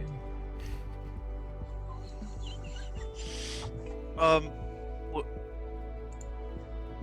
thanks for that, by the way. Oh, listen, you're the one that put me in this position. You can't leave me up there with those people. I'm a woman, and as much as I command my own respect, these other townspeople, they don't look at me the same way that you do. So, if you're going to put me in this position, you're going to need to help me. Understood? Sure. All right. Now, no one's seen anything from the dragon all morning. So, whatever it is that you saw this dragon it's gone. Thank God. Because we need a lot more training. I'm with them here every morning, trying to help them, and they're barely getting up to par. It seems to me like we might need, as much as we can teach them to shoot all day long, I also want them to be confident in their ability to handle more physical interactions, fighting up close too. And I know just the guy. I will have a conversation with Godric, the member of my party, and he can help with some of that, and we can definitely work to get the town guard in shape in terms of physicality, and as well as perhaps building some better discipline amongst that group. And I fully expect you to crack the proverbial whip when it comes to the guard's discipline. You can't be in charge of the actual protection of the city, which is the entire city guard. and lack discipline. Oh, I don't disagree with that. I'm just also in a position where you kind of threw me in here. Not that I'm not appreciative, but it's just So- important to note that there's a reason I had my head up when I came to the green the first time. Sure. I could care less where you come from or what your gender is. None of that matters to me. What matters to me is your bow, and you freely offered it, and you're very good with it. So, you and I can work together to impart our knowledge on these people as far as the skill and use of that bow. And you've already shown that you have some leadership capability, so I think you're the correct person for the job. Well, in my family, everyone lends a hand. Everyone knows how to shoot, everyone knows how to fight, everyone knows how to hunt. It's just how it is. You gotta take care of yourself in today's world. Never know when there's gonna be goblins, orcs, red brands, those bastards. You were not wrong. So I'm actually headed somewhere to go speak with someone. If you'd like to join me. I would, but there's a lot to do, and I want to make sure that whoever is building these towers, make sure they don't build them in a shite spot. Good point. But if you are going to have a friend come and teach hand-to-hand combat, we'll make sure the men are there. Yeah. I need to speak with him about when he would like to start. Probably tomorrow. So my sleep schedule is very different. I only sleep for what you would say sleep for only 4 hours. But he requires a full 8. So probably right just after sunup, we can start with the melee to hand. Aye, I'll make sure the men are there. All right. And then I would like to see as many as are available tomorrow morning before first light out here on the green. Done. Thank you, Moira. Have a good day. And she just walks off and kind of has a light jog towards kind of where she thinks one of the kind of the first outposts should be. And she starts to scout those out. Now, back to Bamir and Sister Garela. At this point, you guys have already made it over outside the shrine, and Sister Garela is unlocking the door to her home and kind of beckons you inside. Alright, just in here, Bamir. And she's going to shut the door in behind you and offer you to sit at her table. Thank you. Thank you for coming and meeting me, Bamir. First, I haven't talked to you since you got back. I'm so relieved that you're safe. I appreciate that. It's been a little busy. I'm sorry I didn't come by sooner. Well, there's a lot going on, Bamir. There's so many messages from the Harpers. The impacts of you and the Fist taking out the Black Spider have already begun to wrestle throughout the kingdom. How do I put it?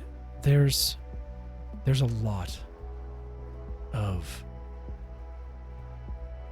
ill-conceived plots. There are dark happenings with cults. There's so much, and I know that the town needs you here, but I feel like with your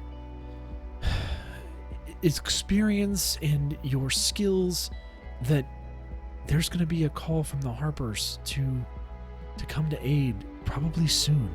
We're gathering information in Rustlings and Leyland. There's things happening in Waterdeep, and now with this dragon sighting, I feel that there's a larger web of things happening all at once, and I'm just want you to know that it's coming. It's coming, Pamir. Wow. Okay. He, for the record, he looks visibly a little bit off whenever she mentions Leyland. But otherwise, he's just taken aback to have heard all of this. So, wow. I didn't realize that. I didn't realize that the Black Spider had his web so far, I guess you could say. Well, you already knew about Neverwinter. His clutches were in deep. Sildar is still up there trying to figure out that whole mess. And on top of that, the displacement of goblins and orcs. I mean, what happened with the orcs? I heard from Harbin that they're going somewhere. I think they're going back to where they came from. Where are they from? Do you know? Do I know? I can't remember off the top of my head. No, Goderic would be the only one that would know at this point. Yeah, I don't. It's possible Goderic might have an idea, but I don't know. All I know is that they're not going to be in this region of the Sword Coast. I think they only came here to take out the goblins. Oh, that's a relief, because we don't need to deal with any more forces amassing, especially in this town. If there's a dragon and things... I'm hearing rumblings of things in Leyland. Just... Bridges again. I'll keep you updated as I know more. I'm sorry to communicate it to you in this way. It's just been so much coming in over the past few days. I'm getting messages from Waterdeep. I'm getting messages from Leyland. I'm still getting correspondence with Sildar and Neverwinter. There's so many things that trouble me, and I feel like there is no better place for any of you than Phandalin right now. But that said,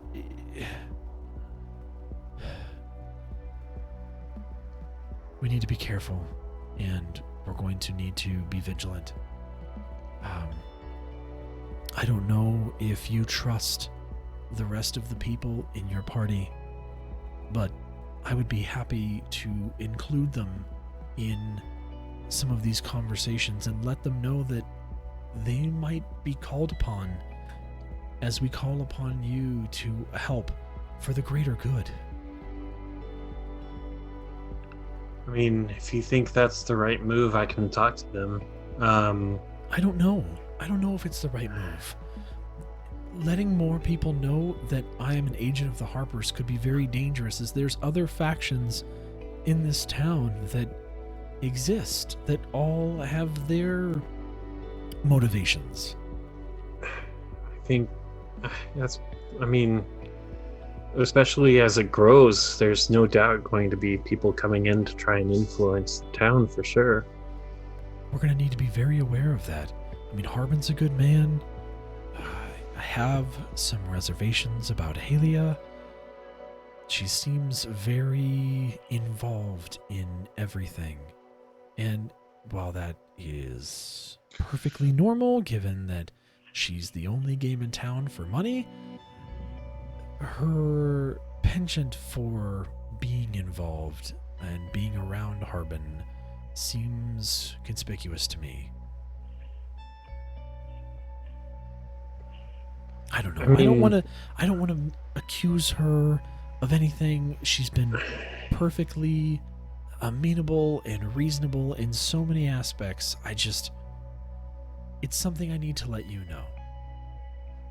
It would be the perfect place, Bamir, for this Zentarum to be right now. And there is no other place that would have the kind of influence in this area like Halia would. Hmm. And I'm not saying that the Zentarum are all bad, especially all the good that Halia is doing for Phandalin is great. However,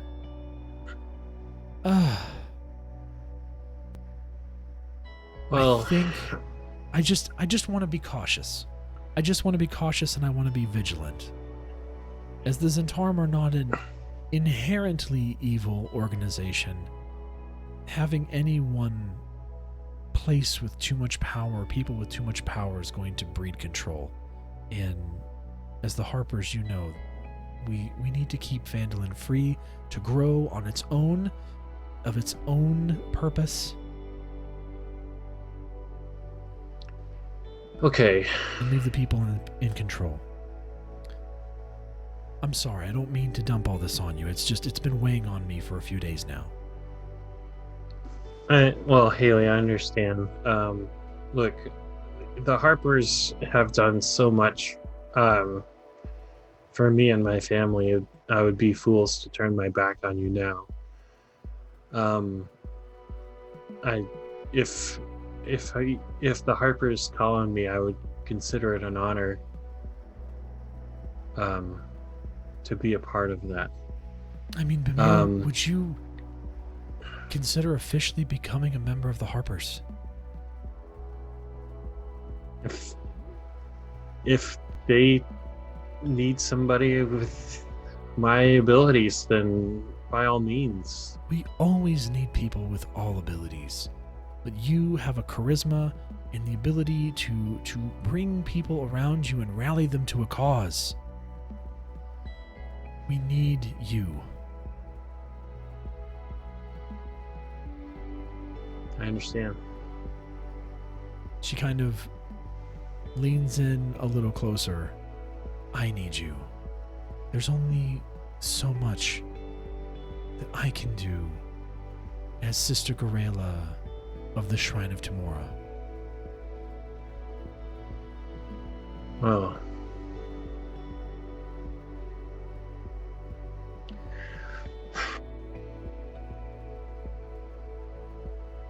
we'll do what must be done. Okay.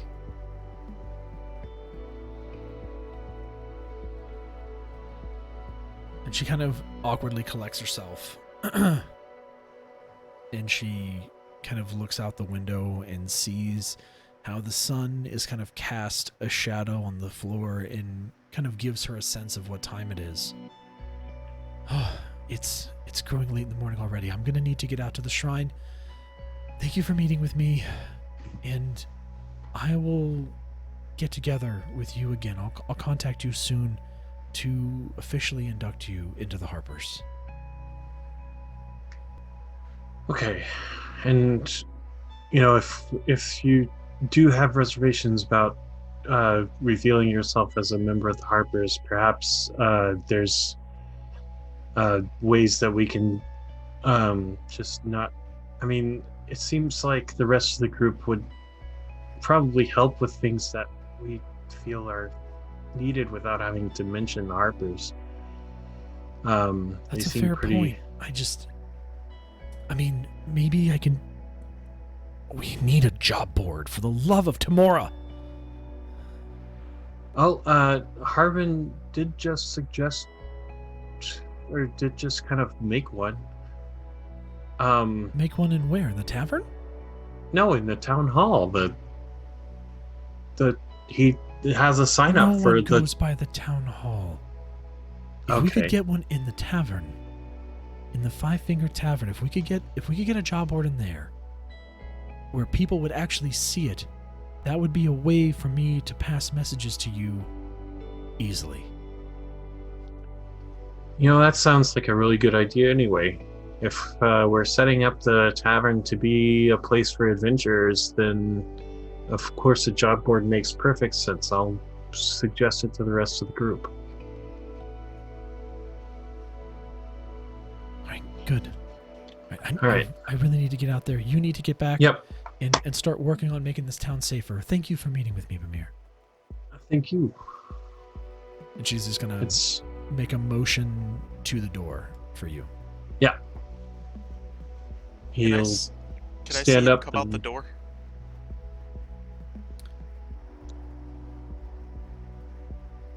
I'm on the green. Did you stay on the green or did you make your way back? I'm still on the green. Okay. I haven't moved. Then yes, you absolutely will see Bamir leave. Okay. You see Bamir exit, followed by Sister Garela, and she's going to shut the door and then make her way over to the shrine. And as Bamir is kind of walking away, she just does her "Nor fortune favors the bold, Bamir." I'm gonna fortune favors. whistle across the green at Bamir to get his attention. He doesn't notice at first. He's kind of slowly walking, lost in thought. I will repeat said whistle. He'll turn around hearing the whistle twice and kind of look and Ashin.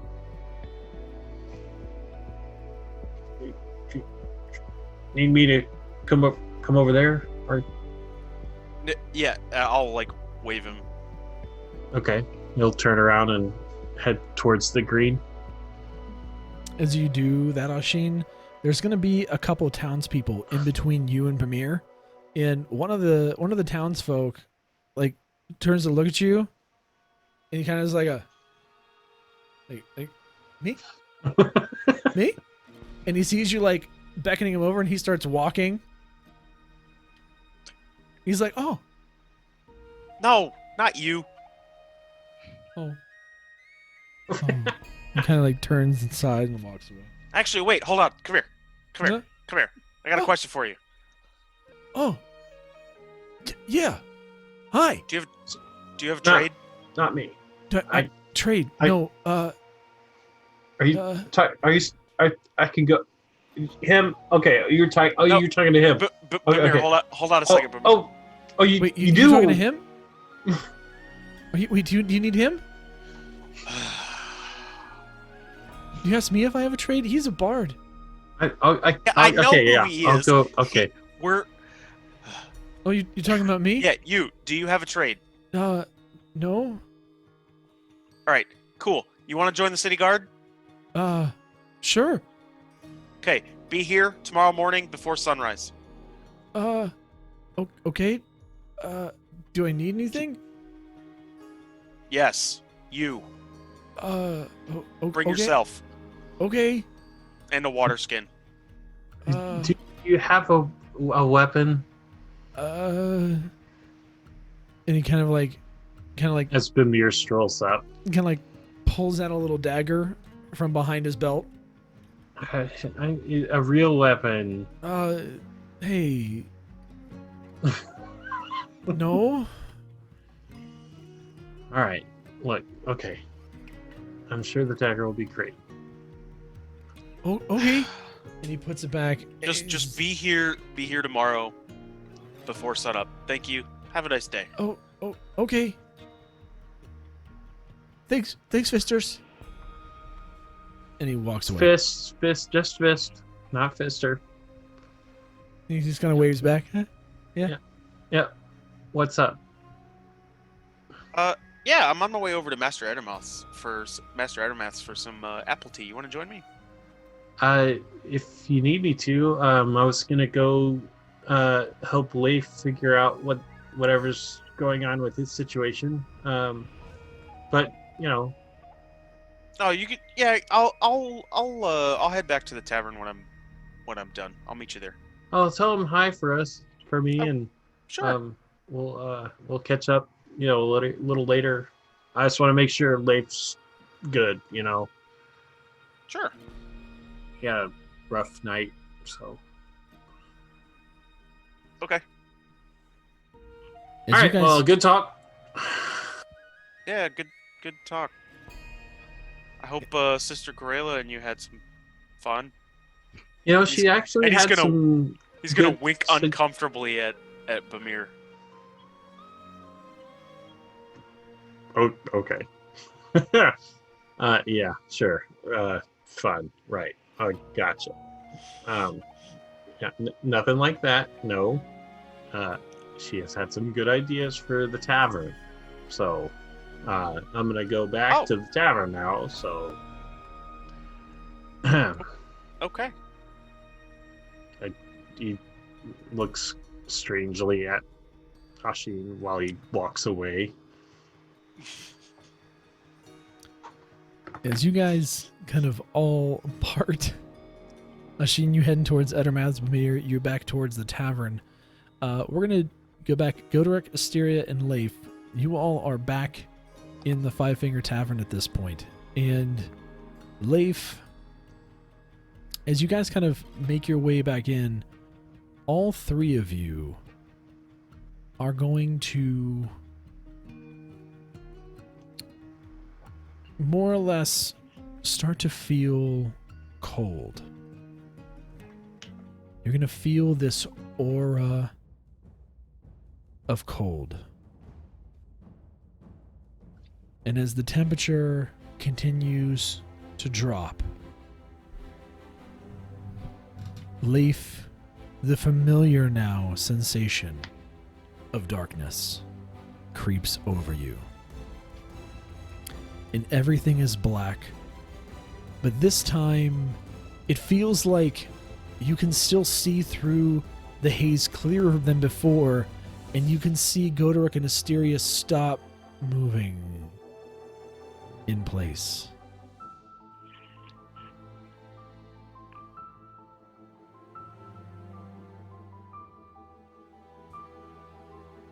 Hey there, buddy. Oh, I missed you. Have you missed me? I mean, last time you lit my insides on fire and you still yet to share your name with me, but glad I'm your buddy now? Listen, I saw you playing with your new fire. How do you like it? It's going well so far, other than I almost lit the tavern on fire. No, you didn't. You just commanded it in your hand. You're doing great. Look, you're doing fabulous. Now, Okay. I told you I was going to find a cure. And, of course I did. It's right here in my hand. I know you can't see it, but you will if I put it in your hand. It's how this whole thing works. However, I am in need of a couple things before we can make this official. I talked about payment. Payment is going to be interesting, but I think that you'll be up to the task. Back to I've got about 300 something gold. If you're gonna light my insides on fire, could you take that for now? Oh no, listen, okay, let me help you understand. Obviously, I changed your magic, right? Yeah. In order to do that, I literally had to rewire every magical fiber of your being. What you're feeling isn't fire, Leif. It isn't. It's literally the effect of me rearranging every magical line in your body to make it so that you can channel different types of energy. I thought that's what you wanted. Yeah, that explains the purple fire. Yes, It and the worked. price of that is your pain. Be thankful that it's just the pain. Thank you. You're welcome. So now we're getting somewhere. Now, let's revisit this again. I told you that I know now what your payment is. Would you like to know what it is? That is for the cure for your druid friend. Yeah, what would the payment be this time for Reidoth? I'm going to need some very specific components from a beast. A beast not often available, but you're in luck. Near you is a windmill. You'll figure it out where, but when you do, you need to go there. And when you arrive, there will most likely be a manticore. I need its fangs, and I need some spikes from its tail. Okay. I don't really know much about manticores. Are they friendly? Can you talk to them? I mean, you can talk to them. They're an intelligent sort of chaotic beast. They're a little short-tempered. However, they might talk to you. Do their fangs and tail spikes grow back, or is that something that they're not going to want to part with? The spikes, yes. The fangs, well, you'll have to see.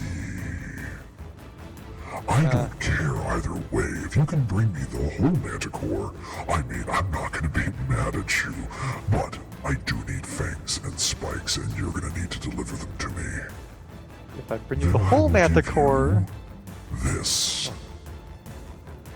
so the whole manticore, if I can bring you the entire thing somewhere, would are you going to hurt it?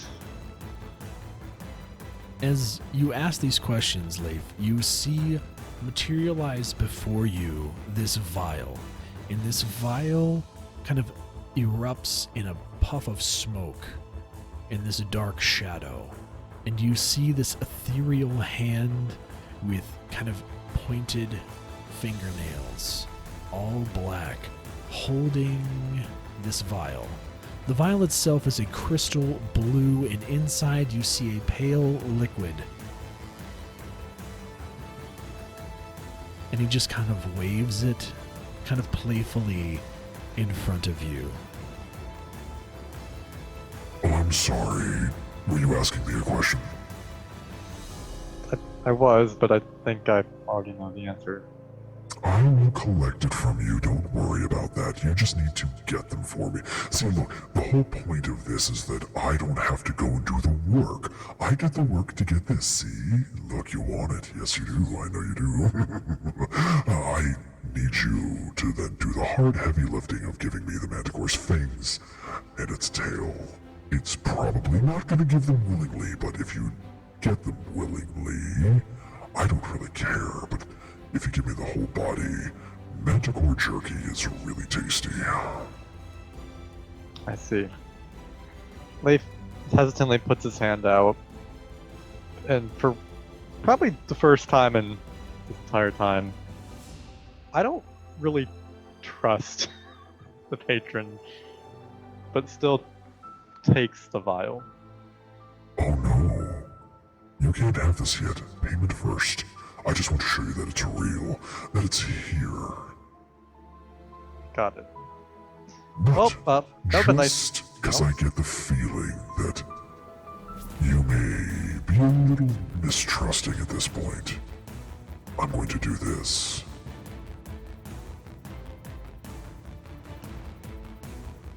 In Leif, you see the vial open. Like the cork just kind of magically levitates out of the top of the vial. And you see the vial start to tip as the hand kind of reaches towards you and kind of starts floating closer to your face. Oh, Leif, don't be shy. Open your mouth. This What? will help. Help! I thought this was for Reidoth, not me. Oh, there's plenty for both of you. Don't give me a fuss. Just open your mouth. Very hesitantly, he parts his lips. Here. And he drops a single drop of this into your mouth. And as he does, you feel a wave hit you. And half of the pain that you have been feeling is gone. See there. I told you, I know you feel better. Listen, I'm gonna go. You get me the manticore. Remember, win-win. I'll see you later. Bye. And with that, you feel everything dissipate. Leif, the feeling of darkness leaves you. In Asteria and Goderic, you feel the cold that had grown to the point where you felt like ice was in your veins momentarily has now left. And you look at Leif. I'm I'm just standing there kind of quietly in place for a moment. When did it get so cold in here? What was that?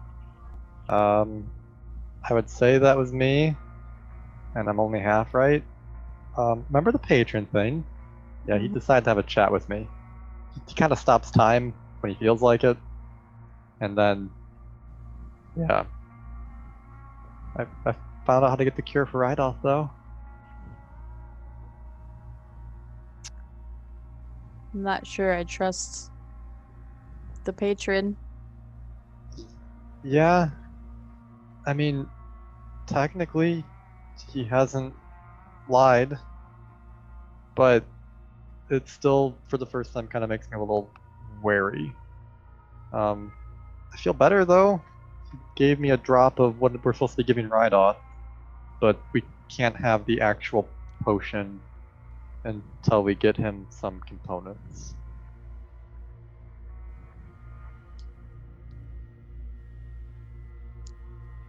I don't like it.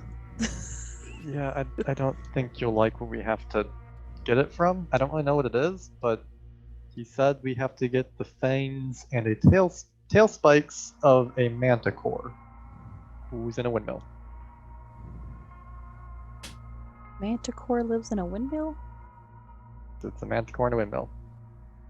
Ah, another hunt. Sure. He said it's intelligent. Maybe we can talk to it? Remember how you tried to talk to the dragon? And that went very well, thank you, until we decided to have a conversation about killing it in its home. Fair. Now it hates me, and I believe I'm the arch nemesis of the Green Dragon. So thank you for that. I was hoping we could be friends.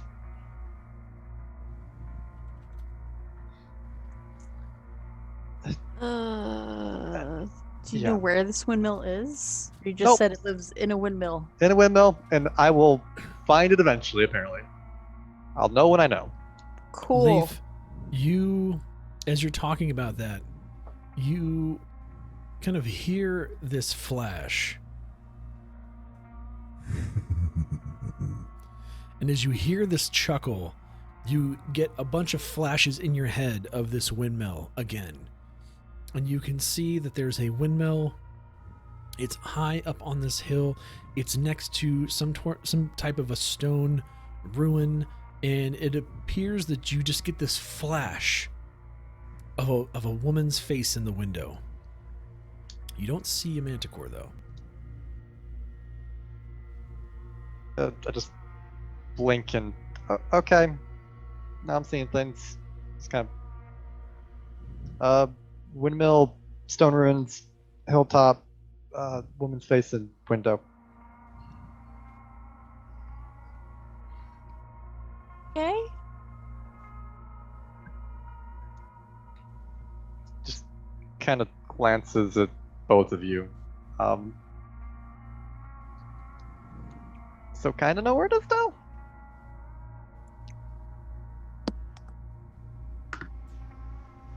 I guess all we need to do now is wait for Ashin and Bamir to come back sometime. Yeah, we'll tell them. I still need you both for something. Mind coming to my room. Sure. And kind of walks up the stairs, not feeling as awful, but still a little slow getting up the stairs. And I get up to my room, and as you both enter, I go into my pack and pull up my chain shirt and go up to Godoruk, and I just push it into his chest.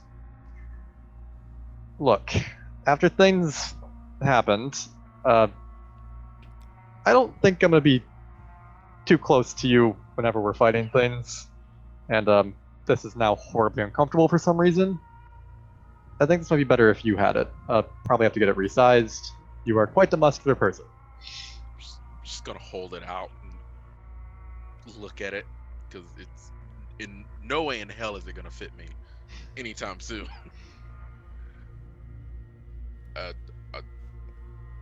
Thank you, I guess. Yeah.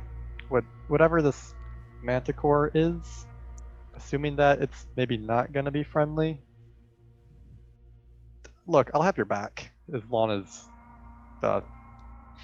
you stand in front of me. Asteri, do you want to give me a nature check Sure. to see what you know if a manticore is? That's wrong screen.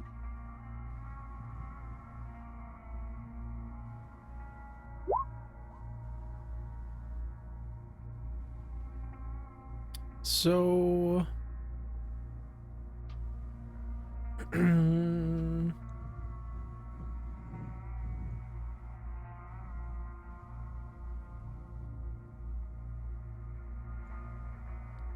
you are aware of the term manticore, and you are aware that it is a kind of a large monstrosity that you had heard rumors of in the Feywild, though you hadn't seen one. You know that it's rumored to have kind of multiple components to it, like the body of a lion, a somewhat humanoid head, wings of a dragon, and a tail that has spikes at the end. You don't know about any of its abilities, but if you saw one, you would be like, yeah, that's probably a manticore. I at least know what one would look like. Correct. Okay. Based off of descriptions you'd heard through other Fae.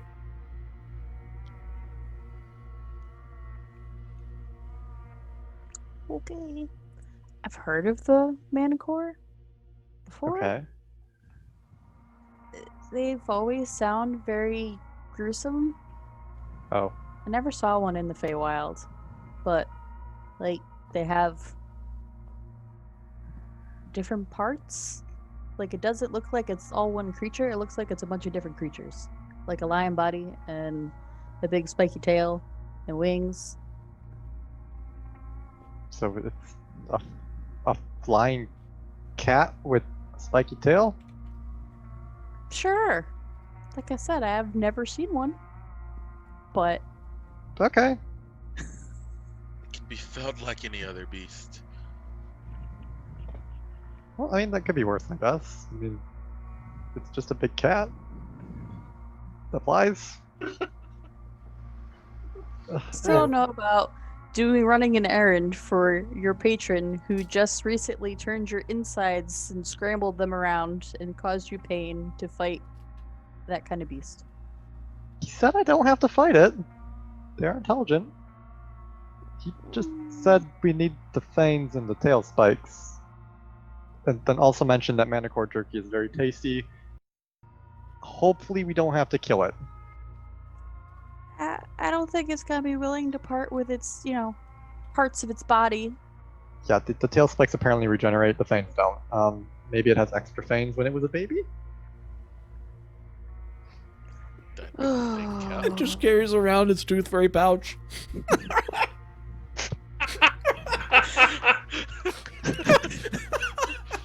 Wow.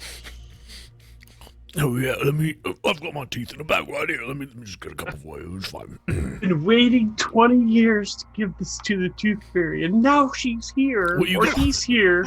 You got some gold for me, right? Right, gold for me? Yeah,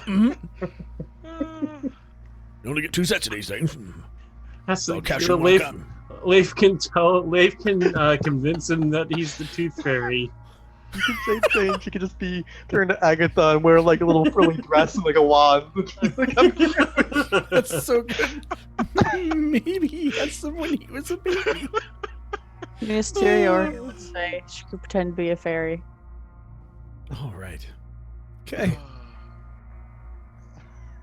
So how do you want to proceed?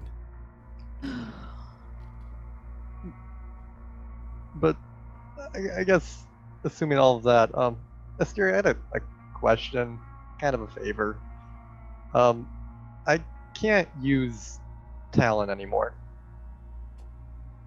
And he goes and touches the blade that's in its scabbard on the bed, and no hex magic transfers from his hand to the blade anymore.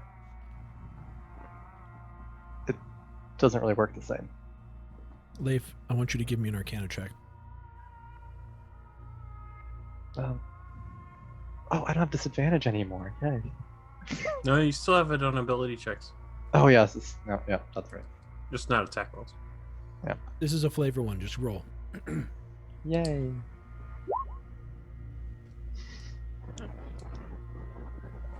Are you giving the sword to Asteria? No? Oh, okay. You're holding it in your hand, right?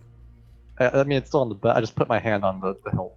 Okay, as you put your hand on the hilt, in your other hand, you start to see smoke wrap around your fingers.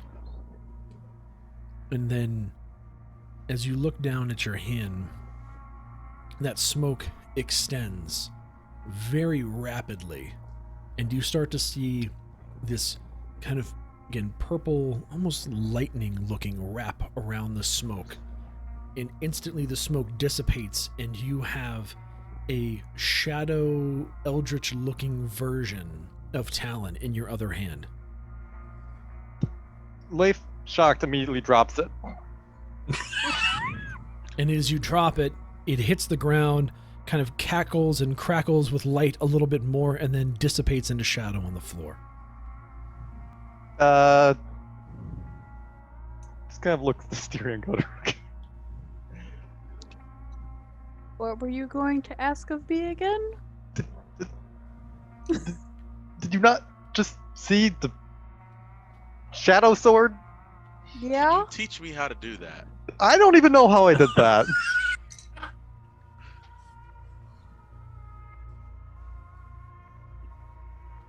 Kind of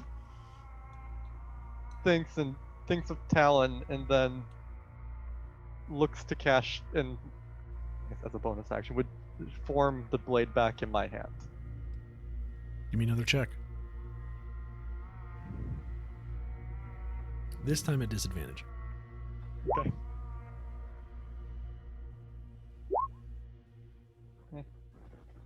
As you do, you focus really hard into that same hand.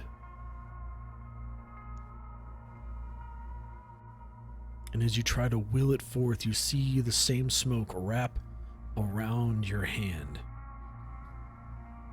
And the same purplish pink lightning stripes start to wrap around the smoke, and the sword appears and then disappears immediately. Like just as you're able to materialize it, it disintegrates into vapor again. Okay. Looks like I can use a magic sword. Okay. Yeah, it's been an interesting couple days. But that aside, and just kind of like looks at his hand and like flexes it a bit. I was wondering, since I guess I have that now. Do you still have your staff, that glass staff from Yarno? Mm-hmm. I basically anything outside of kind of just my clothes just feels horribly uncomfortable and heavy. I believe that staff, you cast mage armor with it once. Since might- I've discovered my ability to shapeshift, I don't really use it. Yeah. Would you mind? Can I borrow it? Sure. Okay. That might be useful. I'd rather not get incinerated by a fireball again from a cackling skull.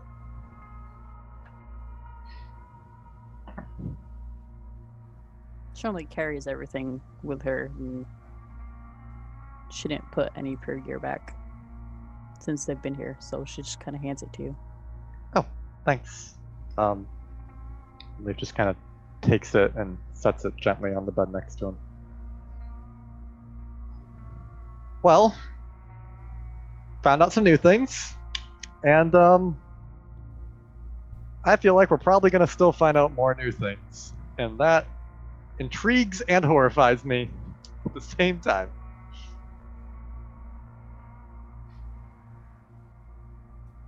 Don't be such a baby. Also, the disembodied voice in my head is calling me names. That being said, that was kind of about it. I'll figure out something to do with Talon. I'm gonna reach out and pat Leif on the shoulder. Sounds like you need more sleep, buddy. Winces a little bit at the pat. Yeah. Plan on doing that tonight. As long as you don't pop out any of my ribs this time. I don't even think I have the capability of using Talon, so. That's Yeah. okay. I honestly thought it's something that is kind of maybe important to this town. Harbin didn't think so, but also at the same time, maybe Harbin isn't the best person to ask on that. Maybe we could do something with the sword, mount it in the tavern or something, and Mm-hmm.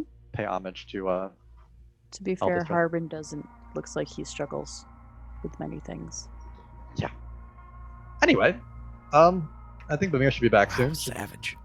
Should we go?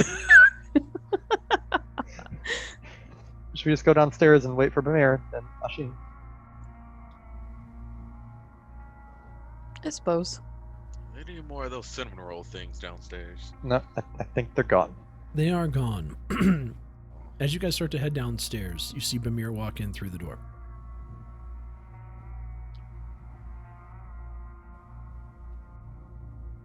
Kind of doesn't really pay attention to you guys at first. He's just kind of like, he walks in and he's kind of in thought, and then he starts looking around the room, looking intently at the walls. Bamir, hey, Oh, Leif. How you doing, buddy? I almost impaled Asteria and Godoruk with a sword. Okay. Made by magic. Let's get out of town and see if we can sort out what's going on here before somebody gets hurt. What do you think? Maybe. I formed a blade made of darkness in my hand. Looks like talons. Sounds awesome and terrifying. It's kind of the consensus. His patron froze us in place. Oh yeah, that's right. Almost forgot. Patron, found out a way to cure Reidoth. Oh, good. Involves communicating with a manticore and may or may not have to take its fangs and tail spikes. You're communicating with a manticore to take it. We need to obtain. You're not thinking about Hey. trying to make a deal with a manticore for its teeth, are you? No, I made a deal with a patron to get teeth and tail spikes. Tail spikes go back. Fangs, I'm hoping it has extra. It's not gonna give you its teeth. It's a manticore. I don't So know what we'll the take manticore is, except for what Fangs. Steve Just said. fangs. It's a flying kitty cat with a spiky tail. Flying kitty cat.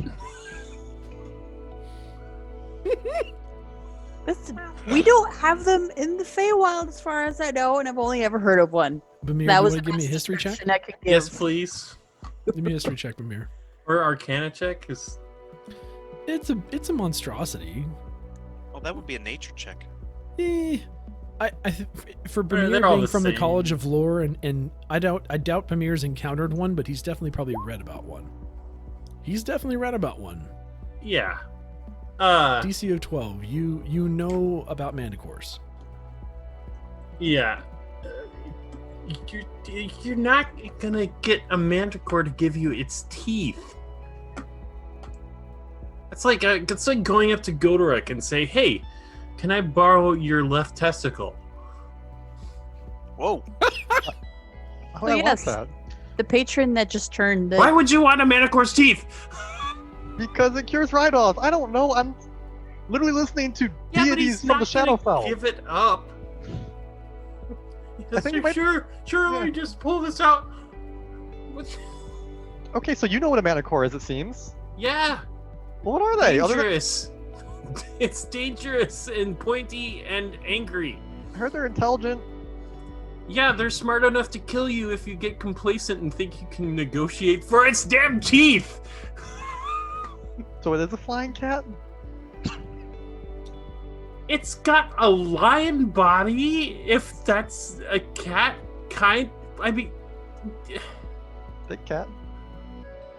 It's a huge cat. Not to mention all the tail spikes and dragon wings. Okay, so dragon wings, tail spike, and big cat. Yeah, the dangerous kind. Got it. So I have to find Manticore in a windmill. It's in a windmill? It's in a windmill, So and it's it's on terrorizing somebody. a windmill And on a probably hill. town. Maybe? I think it lives in the windmill. There's a windmill on a hill near a stone ruin, and there was a woman's face in the window. Not a manticore. It wasn't a cat So- face. What kind of face was it? A woman's face.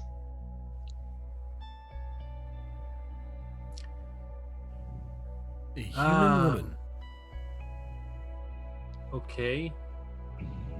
So maybe the woman has manticore as a pet? No. Okay. Well, then I don't know why How? I don't know. I saw a woman. Look, I'm taking orders from a Shadowfell deity, Yeah. and it's going to give me the cure for Reidoth. All right. So that's All right. kind of what Step one. Before or one- after it sends you on the next errand to get the.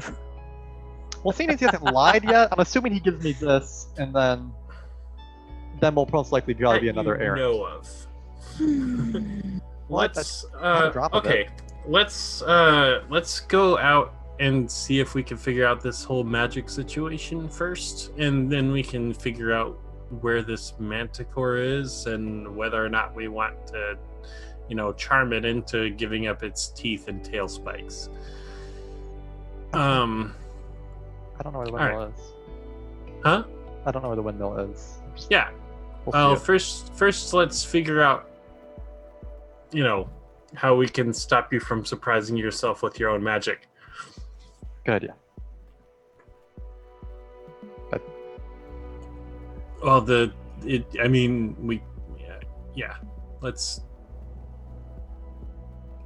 let's go. You make Right. your way out of the tavern, across, down the path to the town square into the town green. Where is Ashin still in the town green? No, he went to Edermath's. Oh, you went I to haven't- Edermath's. I haven't moved since you. That's right. So let's cut to Ashin at Edermath's. I'm gonna knock on the door. Yes, come in. Come in. Let myself in and shut the door politely behind me and just ask for some tea.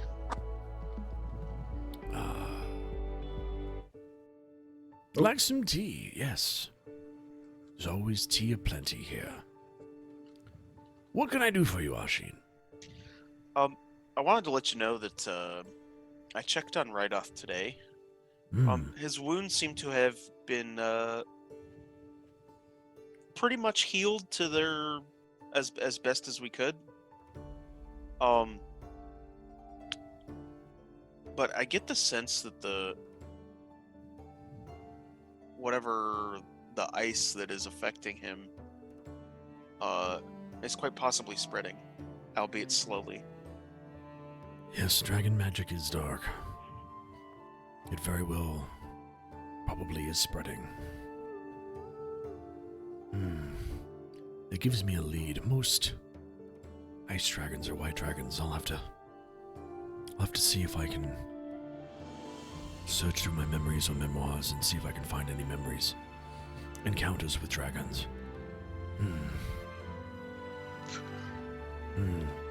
It's terrible that it's affected him so, as he would be the one to ask, right? He definitely would be the one to ask. Did you find anything else? Any way to cure him, maybe? So, my companion, Asteria, has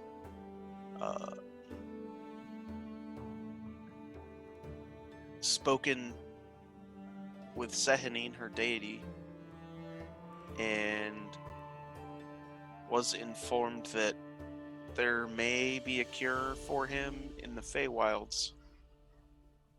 In the Fae? But she's concerned that if she returned to the Feywild, she wouldn't be able to come back here again. That is most troubling. I know that you're very attached to her. We've You been would not traveling want to lose together her. for about 10 years now. Hmm.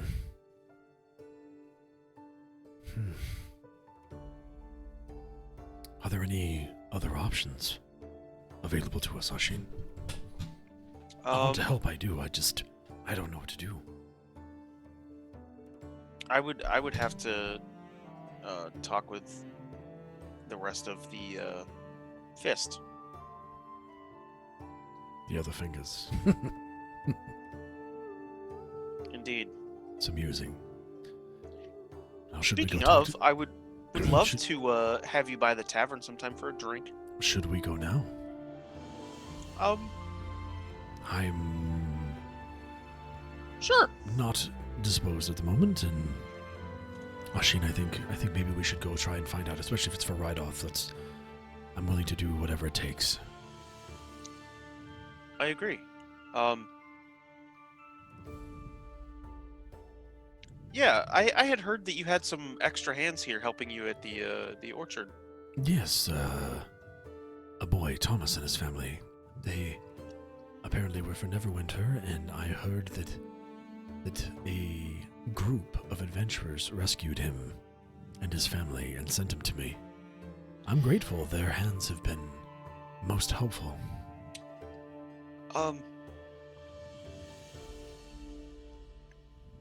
Sometime soon, if you're able, I would love for you to send Thomas to the tavern.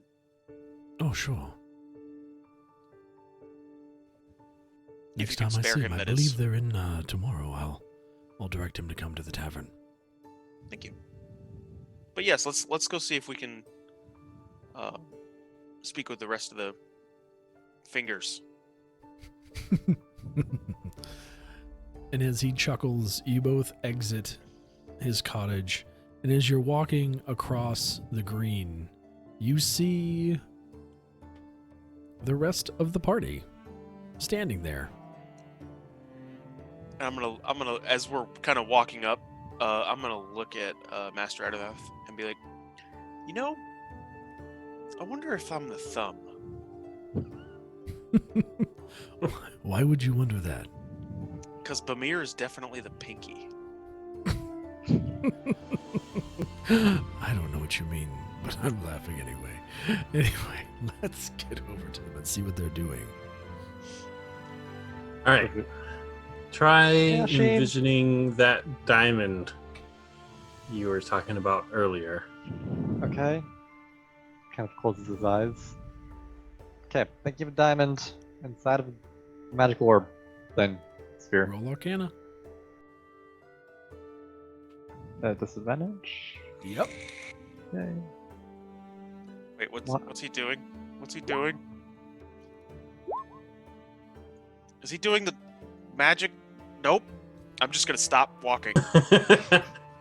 Leif, as you hold out your hand and you imagine this diamond again, feeling better now that you've had that drop of whatever that potion was, you command the forces of magic into your arm,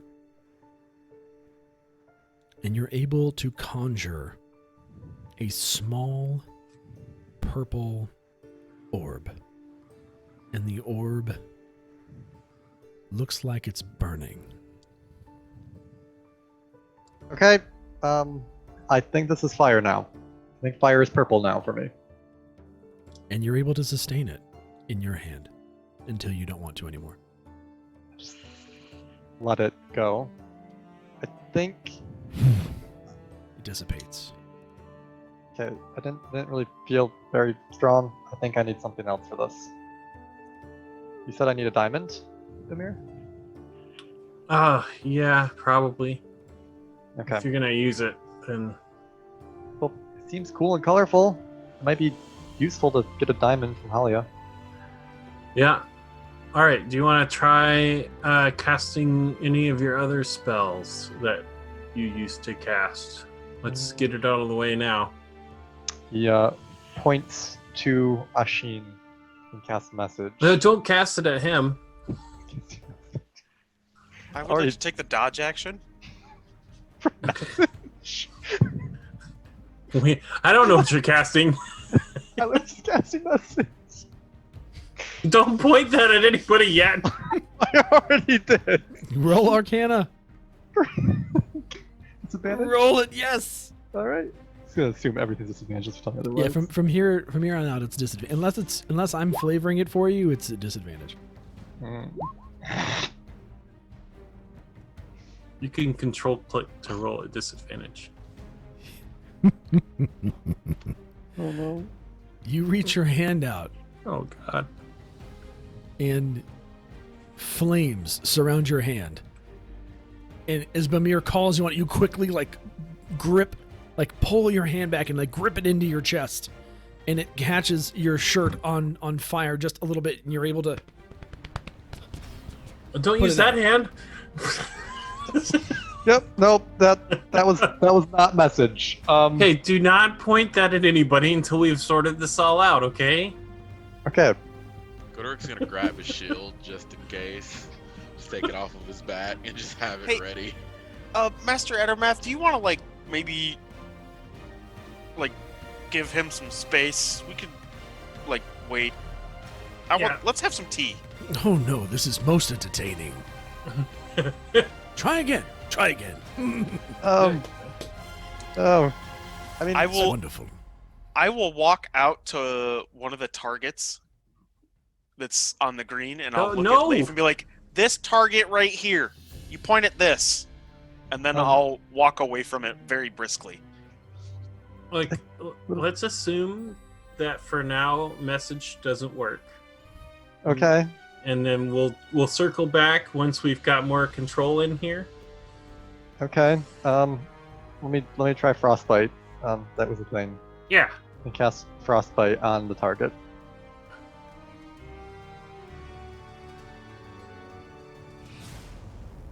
Just make your Arcana check. Whoa. I'm getting it. I'm trying to get the bee to pull up. There we go.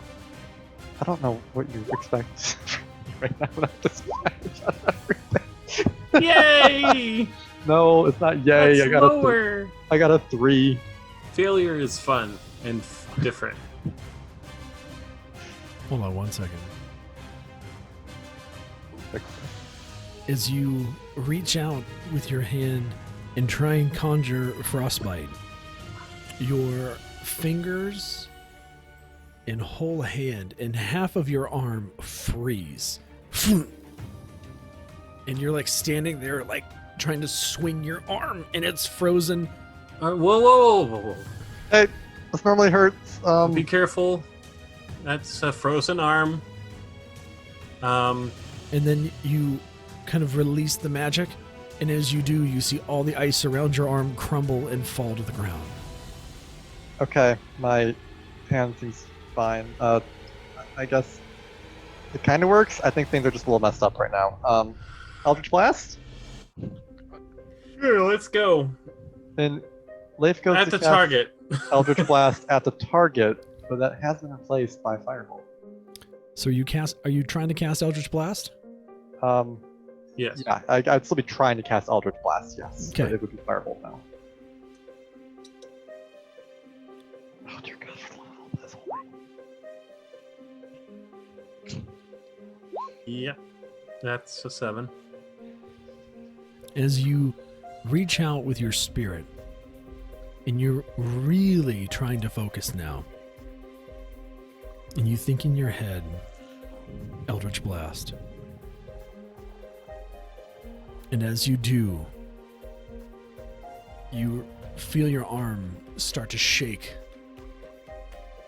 You grab it with your offhand, and you can feel the magic welling up inside your hand, and the tips of your fingers come together and release.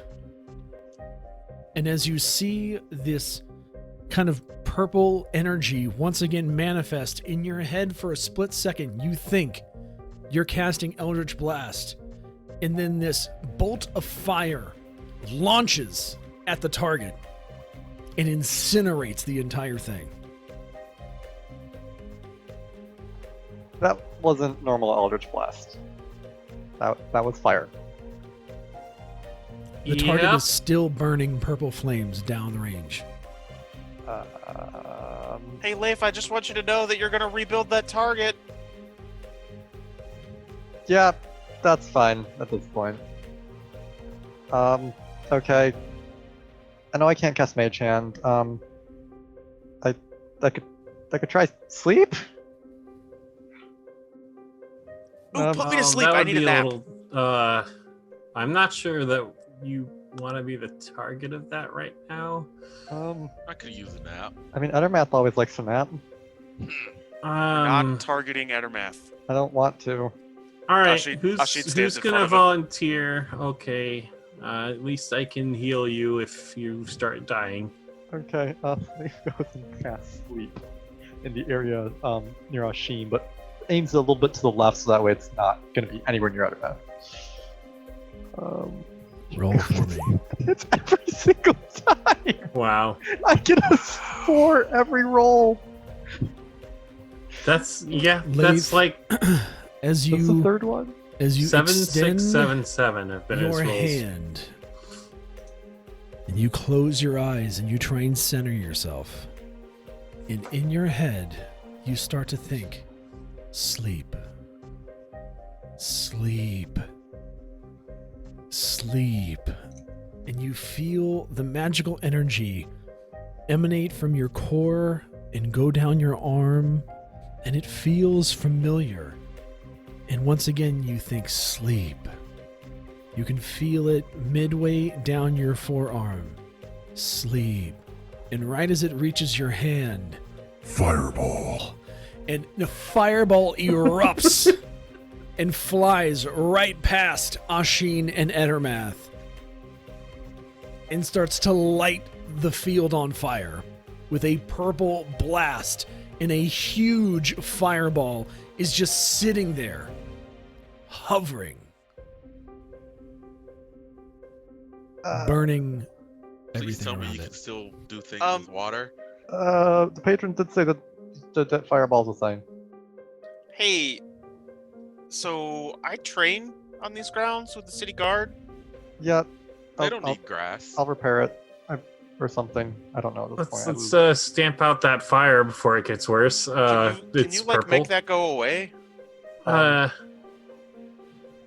Maybe it's best if we just put a pin in the magic thing for a little bit until you're feeling a little better. Yeah, maybe. What about I mean, that sword? the only thing, Yeah, the only thing let's- left was okay, hold Misty on. Step Let's. and Shadow, Spider Climb.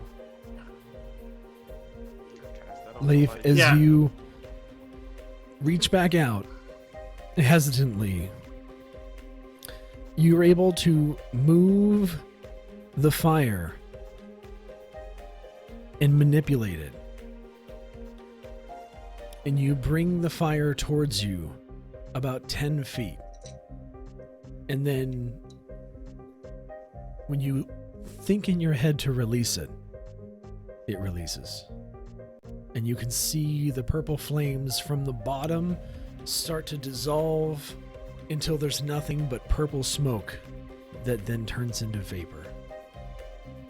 And the ball is out of existence. Yet everything burning still remains. Okay. Yep, we need to stamp out this fire before it gets bad. Yeah, that's probably good idea. Yeah. And I'm gonna go over and start working on stamping out the fire. As Leif, will I. Leif goes to uncork his water skin to use shape water just on habit. Leif doesn't know shape water anymore. Leif, Well, Arcana. as you take out and uncork your water skin, water starts to pour out. And as you think to yourself, shape water, shape water, shape water, nothing happens. And Okay, as you I can't do that You anymore. toss your head back in a bit of frustration. And I want you to give me a perception check. Time to this. I don't want to roll again. Oh, Give It doesn't me matter. A perception check. I did. I don't want. He gave you one. I got a 1 and a 7. You perceive that no magic is flowing through your body when you're thinking about that. Hysteria, give me a perception check. Lord.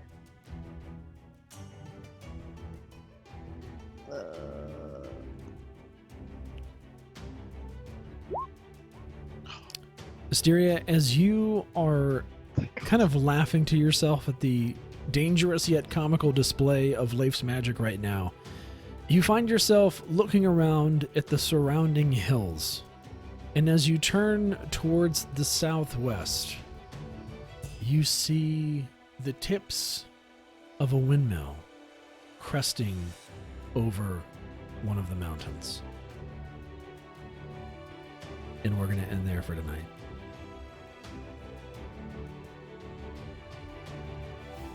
I was gonna say dragon, but That's then you what I said was thinking. southwest. Look, I just Also- used a first, second, and third level spell slot for all of this. I don't want to fight dragon.